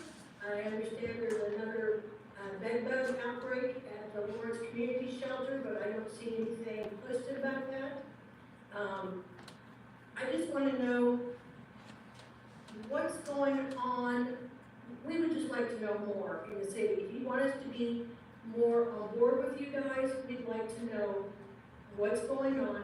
Otherwise, the anger and the frustration is going to continue, and there's going to be more and more people speaking out longer and louder. Thank you.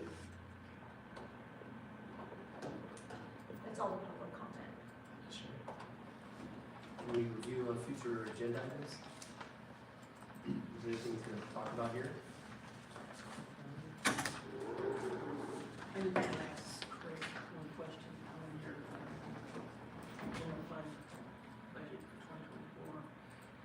My understanding is that you're going to be coming out, when you present this to us, you're going to show the difference, the changes in the fund balances that occur based on all these movement of dollars. Is that right? That's what was summarized in the report tonight.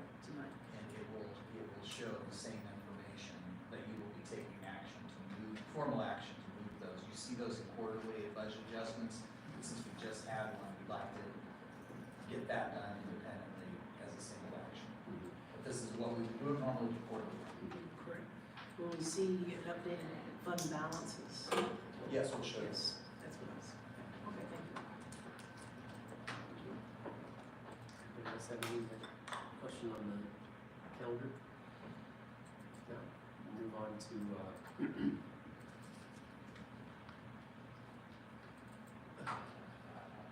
I guess I missed the commission calendar. No, you didn't. Okay, good. Yes, got it. There's very similar. Okay, any issues on the calendar?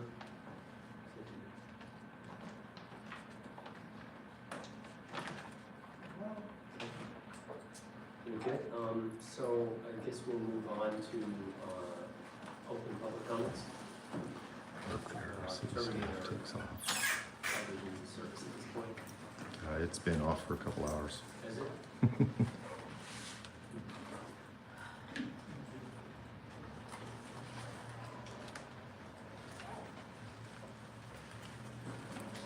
I picked up your trash. Hi there.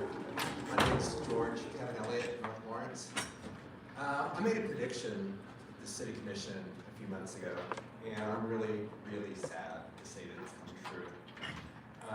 You've taken the power of many people and consolidated it to fewer voices.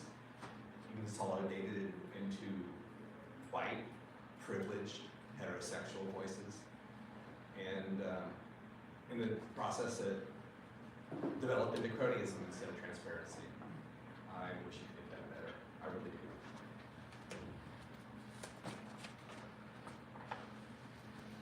So, yeah, this is Chris Flowers. I kind of backed that sentiment when you were all like making your choosing like what you wanted the boards to be. You were making sure you all had a nominee on the board. So you went diversity based on you all instead of being like, well, do we have a low income? Do we have a young person on the board? So I would like to see more like you all discussing like, do we have a diverse board as opposed, do we each have representation of our own pick on the board, if that makes sense. I'm not sure if I saw it right, but it seemed like the vice mayor skipped over the commission items, like he didn't ask if does any commissioner have an item they want to bring up. But it got me thinking, are you all, could this be the year you all actually talk about who you want to be mayor instead of just following the tradition of electing, I guess it'd be Mike next, but it's just, the past couple of years, you've reordered the agenda, you've quit broadcasting public comment, and this was all done to make meetings move along better, or whatever. I mean, I forget the exact reason at this point, but it's more efficient meetings, I guess. But isn't that also a determining factor into how efficient a meeting is ran? Like, but the mayor has the power to allow someone to say something, so if inappropriate stuff's being said, what about the mayor's role in allowing it? So if you're gonna redo the whole agendas, quit broadcasting public comment, then I think y'all should look at actually who runs the show instead of just going where you each get a year to be mayor. And I just want to throw that out there, and I think Mayor Littlejohn, I think he's done a decent job, and I would be okay if we had another term with him, and it would bring some, I guess, familiarity with the role where it's not just changing every year. That's the argument I'm going to go with this year. So just really, I hope you all think about it, because the mayor does affect how these things are running. So at least look into it. Thank you.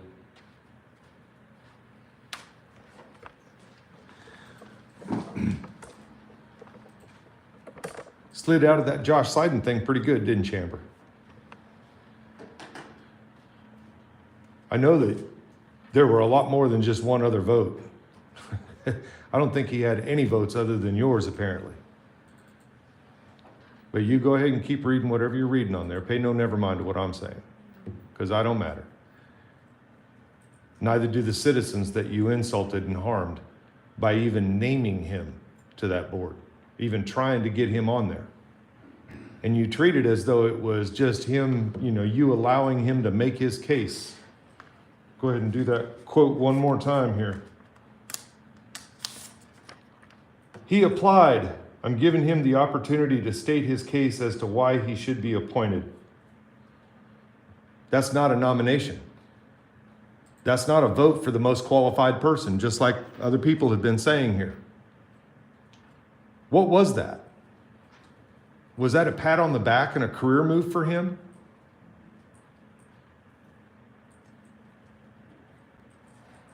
If you want to address it, go ahead. I'll give you my time.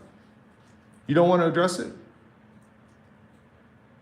You didn't want to talk about it when the paper was asking over and over and over. And then somehow they ignore the person that knew. Justin comes in last week and talked about it. Where do you think he heard that from? Fighting for all those underprivileged people, nominating a guy like Josh Seiden. How does that comport? And do you figure that you're going to be able to make faces and trip me off tonight? Not going to happen, Amber. So you can go ahead and keep making all the faces and nodding the head and doing all that. Dis-fucking-respectful is what it is. Just like your nomination of Seiden to be on the Citizens Police Review Board. It's not like he was going to help it accomplish much, because it really hasn't accomplished anything. Ms. Larson thought it accomplished something, but that was just a lie by the chief. It's incredible that you would do that and that you would let it float out there for 2 weeks while the community is just going crazy trying to figure out who did it and why they did it.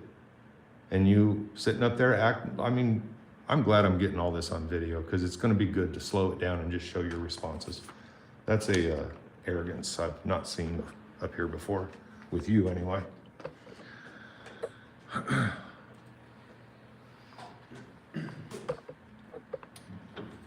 My name is Dr. Justin Spees. I'd like to talk about Amber Sellers' incompetence and her inexplicable nomination of Josh Seiden to the Community Police Review Board. Lawrence Times wrote an article on August 10th that's called Ex-Deputy DA Pleads His Case for Spot on Lawrence's Police Review Board. In it, the article says, he said during his time as a solo practitioner and then as deputy DA, he probably had, quote, somewhere in the ballpark of probably 10 to 12 complaints, unquote, filed against him. And he did not think Spees' complaint would impair his ability to do his job. Quote, I've never received any form of discipline. Anyone can file a complaint against anyone, and it's kind of an occupational hazard, Seiden said. Obviously, I've walked myself right into this one.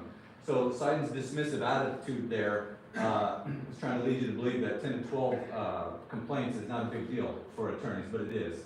2 of those complaints are serious ones. One of them is from me, where he dressed up as me when he was deputy district attorney, and the other one is from a case where he, 17-year-old, raped a 10-year-old girl, and Josh Seiden gave him a plea deal, and on top of that, treated the family like absolute shit. It was appalling. The way Seiden treated that family is the way that you can see the same attitude in the videos of me when I went in there those 2 times back in January and February and recorded my interactions with him. It's the same condescending attitude. Anyways, me and Michael from Lawrence Accountability have been reporting on Seiden for months now. The local papers completely ignored it intentionally, and so I want to read some of the comments on some of the videos we posted. Disgraceful, Amber Sellers. I'll tell you why. You recommend a man who was dismissed for unprofessional behavior against a citizen, a man who insulted judges, a man who violated rights, a man who was so obsessed with hatred he was strutting around playing the fool when he had a court case to prepare for, which had to be delayed because he wanted to be a jerk, a man with a record of losing important cases that the community needed one to see justice. I'd ask why. I'd hate to believe it's retaliatory personal spite. Sounds about right, doesn't it, Amber? This is in regard to that case of the 10-year-old girl being raped. It's baffling to me that people with knowledge of this tragic event can put forward a man for a position requiring good judgment. Seiden has displayed on numerous occasions behavior that is so deplorable he isn't fit to hold any post of responsibility. What the hell is going on in their head? There can be no excuse, especially as they try to conceal their nominations and sneak this snake in under the radar. Yes, I mean you, Amber Sellers, minion lady. Shame on you. Blatant self-serving. If he's such a great candidate, why try to cover it up your endorsement of a guy who cheated a 10-year-old rape victim of justice? By nominating him, you are endorsing his bad choices. That's you, Amber. Champion of the people, right? Champion of the people. Wonder how many people Seiden put away unjustly. Care about them? No, you don't. You're a fucking phony. You're incompetent. You're fucking stupid, too. Time. Any other public comment?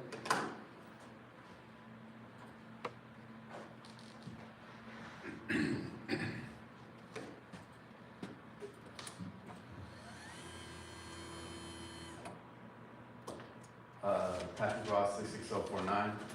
I'd like to address a water bill to insert that members of the Lawrence community recently received. The document states, the city's floodplains are a valuable resource for the community. Floodplains left in an undeveloped natural state can provide storage for floodwaters, which in turn minimizes future flood damage. They also provide habitat for wildlife and recreational opportunities for community residents. The natural vegetation of floodplains also filters pollutants from stormwater, in turn improving local water quality, end quote. If the city itself admits these benefits of undeveloped floodplain, then why on earth are they allowing the new Boston Crossing project to continue? Why would they allow Albemarle to be rezoned? Why would they allow the woods adjacent to Fall Creek to be turned into duplexes? Specific to the new Boston Crossing project, the city rezoned the land when the county voted against this project, in which 70 acres of floodplain land will be developed. That directly contradicts what the city has stated in this flyer. It's important to also note that Lawrence is a CRS community, CRS standing for Community Rating System, which FEMA defines as, quote, a voluntary incentive program that recognizes and encourages community floodplain management practices that exceed the minimum requirements of the National Flood Insurance Program. In CRS communities, flood insurance premium rates are discounted to 1, reduce and avoid flood damage to insurable property, 2, strengthen and support the insurance aspects of the National Flood Insurance Program, 3, foster comprehensive floodplain management, end quote. I ask you, does that sound like what Lawrence is doing? The new Boston Crossing project will not only increase the velocity of the river, but it will also increase the base flood elevation. This is confirmed by the planning director Jeff Crick's sole interpretation of rise not being defined as 0 inches, as Lawrence has established back on November 16, 2023, but instead he defines it as 0 feet, siding with FEMA. He did this action illegally, bypassing the governing body of the Board of Zoning Appeals. In essence, this is fraud. Lawrence has already taken measures per the encouragement of FEMA to better protect itself from flooding, because even FEMA acknowledges that their standards are not sufficient to reduce flood risk, which is why they have a CRS program. When we reapply for a CRS discount, currently 10%, what do you think will happen? The citizens of Lawrence might lose that discount. What if instead we made it harder to build on floodplains, like what Tulsa did, in which their community receives a 40% discount? Lastly, because of the subsidized housing in the amended project plan, if the city of Lawrence is so concerned with floodplain management, I call on commissioners to enforce that this project is subjected to HUD's federal flood risk management standards, which suggests an expanded area, both horizontally and vertically, from the 100-year floodplain. Ironically, where your insert stops its consideration, and is instead based on future flood risks, specifically the use of climate-informed science approach, or CISA, which provides more accurate forward-looking information rather than flood insurance rate maps or firms, which HUD states, quote, many of which have not been updated in years or decades. I ask you, Lawrence, to fight for your money, fight for your undeveloped land, oppose the new Boston Crossing project, join the Wakarusa River Valley movement, and organize within your communities, because the city of Lawrence is defrauding you. Thank you very much. Truth there. Any other public comment? Yes, David Basson. I think it was under the city manager report that there were a bunch of emails from the firefighters and such. Was there, probably related to the budget, but I would ask that you guys not take away any manpower from the fire department or any money away from them. I don't know if any of you watched the news report on Channel 41 a couple days ago about the Lawrence County Fire Department, and that they're like 50% over the national average for saving lives on cardiac arrest, which was one of those people that they did save. So, I mean, if we want to not have our firefighters and police among high up in the averages, that, I mean, if we want to start taking money away from them, we can be more the average across the United States instead of above national average. So I would just hope that you guys can see that and not take away funds from them and move it from something else that doesn't actually save lives. So, yeah, I mean, just appreciate your consideration on that. Also, I asked this question last week about balancing act. Maybe I gotta wait till next week, or maybe I gotta fill out a request for the information, whether it's publicly available or not, how that turned out. In July, I know they had it in May, and then they reopened it for July, and I don't know where to find that data. I couldn't see it anywhere online. But I would like to know what that actually did entail, what the outcome, how many people actually participated in that in May, and then how they participated in July when we reopened it, and what the details of that were. If that's not too much to ask, it'd be nice to be able to see that. Thank you very much for your time.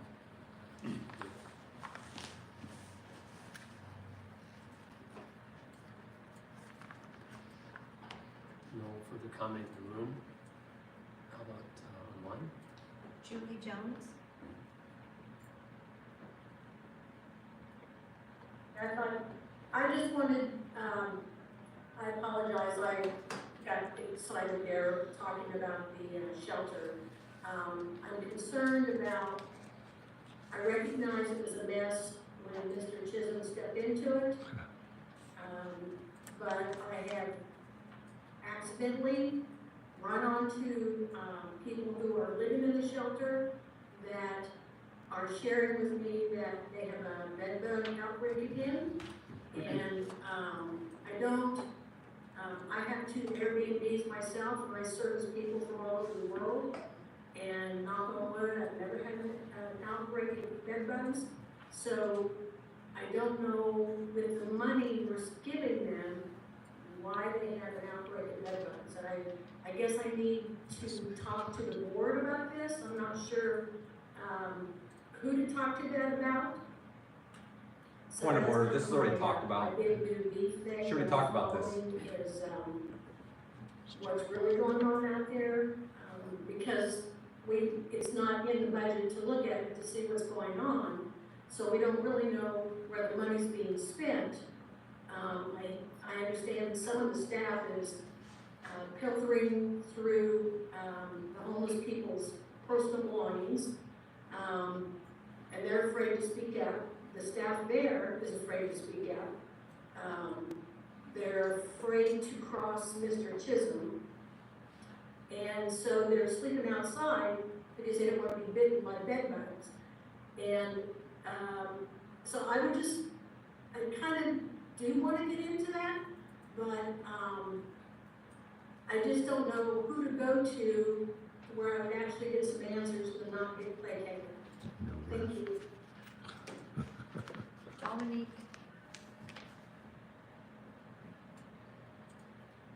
Dominic Sexton? Hi, good evening. Can you hear me? Sorry. Yeah, go ahead. Good evening. My name is Dominique. 66044 is my zip code. I just wanted to follow up on Patrick's comments about the new Boston Crossing project. This project is slated to come before the City Commission once again, as the developer has changed their plan. So I'd like to preemptively urge the City Commission to seriously consider the consequences of allowing such a plan and denying the new plat and rezonings. As already affirmed by the city, undeveloped floodplains provide numerous tangible benefits, yet we have seen the city approve destruction of roughly about 70 acres of undeveloped floodplain. The Commission will have the chance to mitigate some of that damage in the future. When we joined the CRS program in 2003, we joined a covenant with FEMA that explicitly says that FEMA regulations are not sufficient for us. We were rewarded with a 10% discount on flood insurance. FEMA is not a gold standard for floodplain regulation. It is a bare minimum that FEMA itself recognizes is not sufficient. Otherwise, why would they have a CRS program to begin with? Our floodplain regulations, understood and implemented as they are written, prevent large projects such as the new Boston Crossing from proceeding. This is intentional. We as a community understood that back in the early 2000s that development along our watersheds creates unnecessary danger and risk. We've accepted this for decades. However, we are seeing erosion of our regulations right now. The planning director, Mr. Crick, initially issued a written interpretation in November last year saying that no rise in flood elevation meant 0.00 inches. However, after a pleading letter in January from the developer ending that they could not meet our current regulation standards in an implied meeting with the developer, less than a week later, there was a revision to 0.00 feet. We are now saying FEMA is sufficient, which undermines not only the CRS agreement, but the whole point of our floodplain regulations. We have wholly rejected FEMA being the gold standard for our community. Why are we going back? Why does one developer get to remove years of regulations? When we look at this project from a citizen's point of view, we see that this project either reeks of corruption or embarrassing neglect. One, the H&H study from the developer still increases the flood velocity and the base flood elevation, which violates our floodplain regulations. The initial permit should be voided. Two, the planning department is violating our code by allowing a revision of written interpretation after a board of zoning appeal was filed. Proceedings must stay until there is approval by the BZA. The planning department effectively bypassed the BZA process, which is a public hearing. Three, the planning department is eroding our floodplain regulations through interpretations that use FEMA as a standard, even though the city and the community have rejected FEMA as sufficient. Four, the commission approved rezoning of this project, even though it goes against the comprehensive plan on several points. 5, an appeal of the floodplain permit has been repressed by the city, as the city is selectively enforcing the code to prevent public comment and accountability of this project. The planning director or staff should not have been given the ability to determine who or who cannot come before the BCA when a citizen is appealing their administrative decisions. Together, this is correction. So I would like you to please provide us with some clarity on why this is Time. allowed, and thank you for your time. Thank you. Stephen Watts? Hi, thank you. I don't think any of you have worked for the government, state or federal government that are on the commission, and I don't know if Craig has any experience outside of the city government kind of stuff. So I'm gonna share a secret with you, having worked for government for a long time, and having put up with all kinds of initiatives here in Kansas, like Kansas Quality Management, all these jive. The concept is do more with less. Here in town, we never have understood that. We just spend more money at the tax and spend. I can't believe I'm saying that, but I am, because nobody seems to understand the concept of doing more with less. These crybabies get up there, I have so much work to do. You had each up until now. Do more with less. Now, last week, we had a group of, frugal people here in the town, here in the commission hall, having a beef about their property over on the golf course. Now, I don't know if frugal also means wealthy, because you can get a $900,000 crib, a house, but that's what it is. I feel badly for them. I genuinely do. And the question that I have for them is, what? They made promises to you? What? Rich developer? People lied to you? Incredible. Well, let's go on to the CTRB, where it's now stacked again, thanks to Ms. Larson with Brenda Clary, who last time tried to limit the ability to approach the Citizen Police Review Board and restrict access to the ability to make complaints. These jugheads couldn't get through their head. More complaints are good because they underscore problems and they can fix them. Now, go into that 190-page report on the budget and stuff, which has some police statistics in it. Please look at that. The number of police calls in this last year reduced dramatically. That's a good comment on our police department. At the same time, there are no, very few traffic citations going around. Instead, we're painting the street and saying, oh, we're going to stop wrecks this way. All right. Fewer police calls in last year, according to the statistics in that report, which means there's plenty of police here. We don't need to send 8 guys out to a, quote, domestic violence thing. People have to learn to do things differently. The old ways are the old ways. This is not the 1950s. That Department of Justice thing, and have some cops over there talking about, the national stuff doesn't necessarily apply to here. And I'm willing to say that that is correct. So since the national stuff, we don't have that kind of violence here in Lawrence, these guys don't need to be walking around the street like G.I. Joe. Okay. Thank you. Thank you. That's all the comment. Good. Back to the commission. Anything you need to add? Motion to adjourn? Move to adjourn. Second. Motion to adjourn. All in favor, say aye. Aye. Aye. Those opposed? Motion passes 4-0, I think.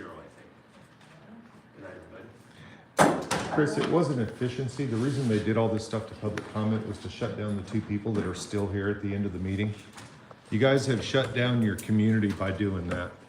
A lot of people want you to put public comment back where it was. You obviously haven't shut us down.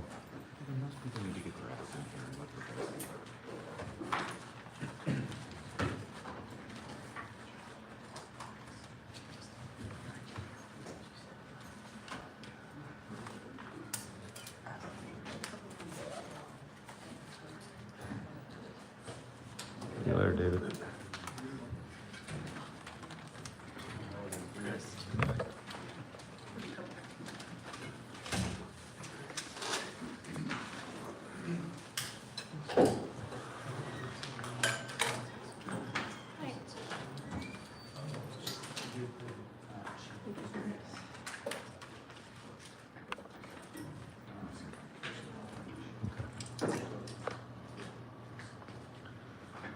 What do you think, Chris? Legalize hand jobs and start selling weed and we'd solve our budget problems?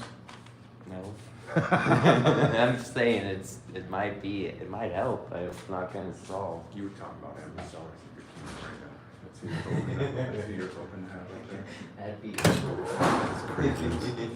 See you guys. Hey,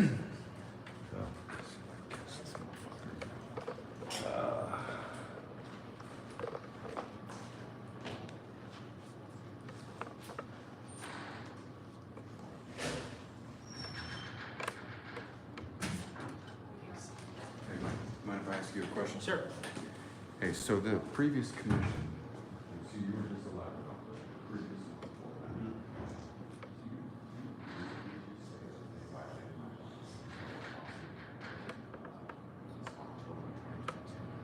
don't exactly what went on, but it's yourselves that happened. Everything you've talked about in the videos that you posted, so. Yeah.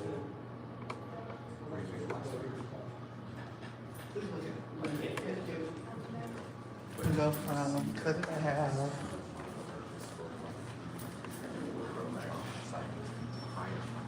About that as soon as I spoke about it, I called out Amber Sellers.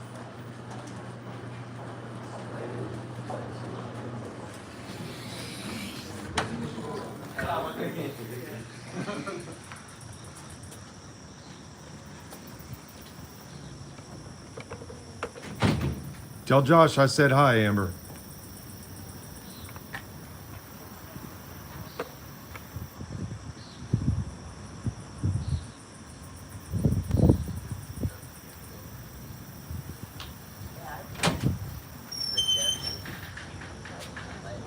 There's a mouse.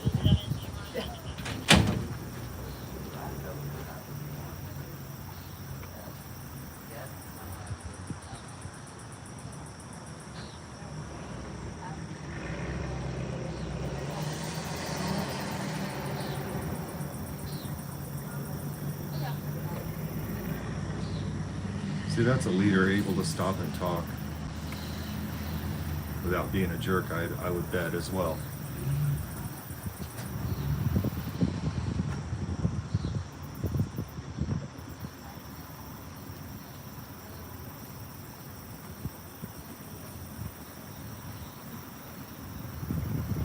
Can't believe you guys left that crazy, dangerous guy in there with our vice mayor. I mean, we're just these crazy, dangerous people. I'm surprised. That's the narrative everybody's trying to get.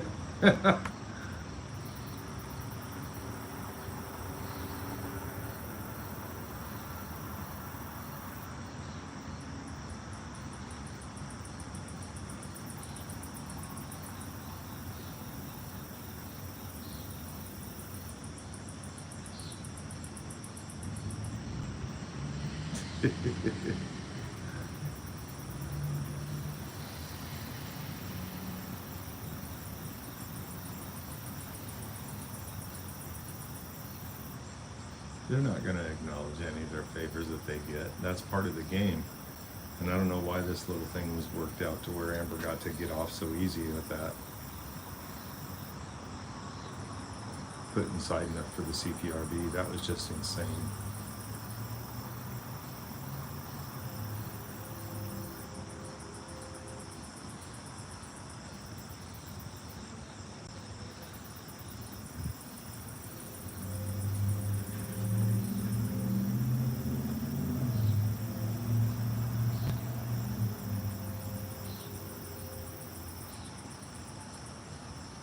Sherry's gonna stay in and protect him though.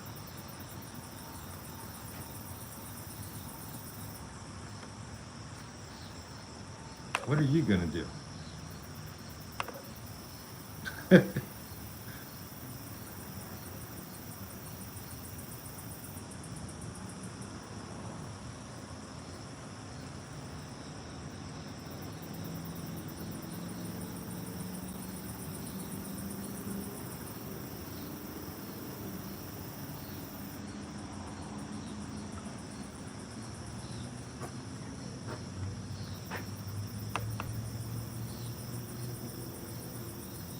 she was waiting on him.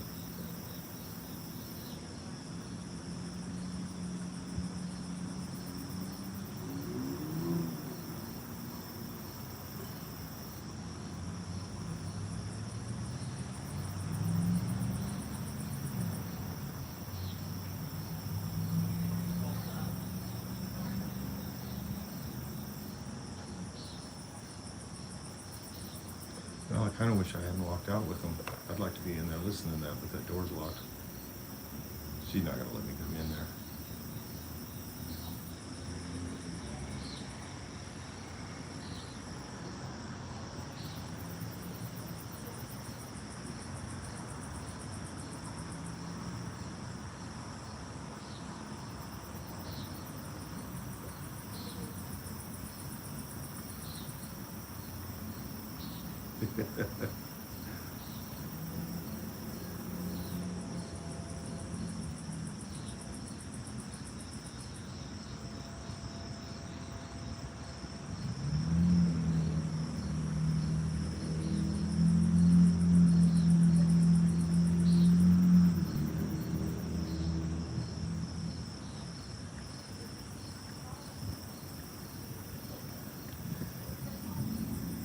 Adjournment World reporter walking out here.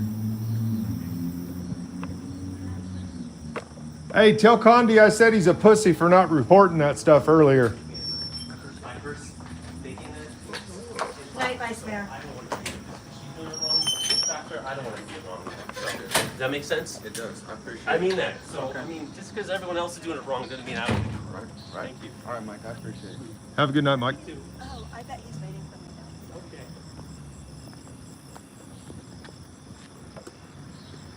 He did not come out this way or down there? I haven't seen him yet now. Kurt? Sorry. He was gonna hang out Kurt for and me, that so I LJ hope he's not in there waiting. No, the LJ World reporter took off. There was somebody else in there with him. Oh, that was Kurt. So what'd Mike say?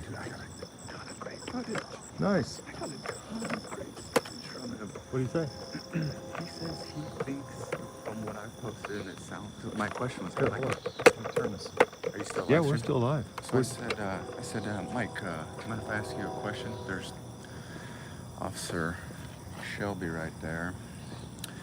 I said, hey, Mike, mind if I ask you a question? We're good. Okay, sorry. And I asked him, I said, the previous commission, so you just got elected, but the previous commission before that, do you think that they violated my rights when I was in here speaking back in October 2022 and July of 2023? And he said, well, based on what I've seen you post and what I've heard, it seems like they did. Yeah, it seems like they did. I was like, oh, okay, really, thanks, man. I appreciate you saying that. Wow. Yeah, isn't that something? Well, it's interesting that certain people are able to recognize it. That's the other thing about him that I've noticed is that he'll actually stop and talk a little bit. Yeah, he will. But the issue then becomes, so he's recognizing that stuff. So I asked him, well, what about last week? Did you think that that was a violation? Uh-huh. And if you did, why didn't you stop it? And he's tried to explain, like, he doesn't have that authority in the meeting to voice any kind of objection to anything that he would see wrong in there. I'm like, oh, really? You don't have that authority as a commission. So you basically are just ratifying everything that goes along because you can't, what, say you see something wrong going on there? Really? Mm-hmm. More or less. I'll post that. Huh. Yeah, more or less. All right, guys, that was a commission meeting, and now what you see here, you see what it takes. You got to come in here and you got to stand in here for 6 hours or so to be able to get this done, because they've moved public comment all the way to the end, and they don't take public comment on half of the items. You're not allowed to pull commission items and not allowed to pull consent items. You're not allowed to comment on commission items where they put the board of appointments. And this was actually, if I remember right, one of the first times that we haven't been able to acknowledge the board appointments and speak on them as the public. We've had to use our general public comment time.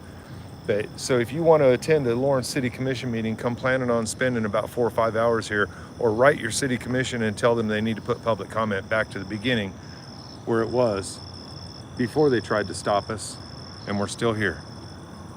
Yep. All right, guys, appreciate you tuning in. Have a good night, and keep it real.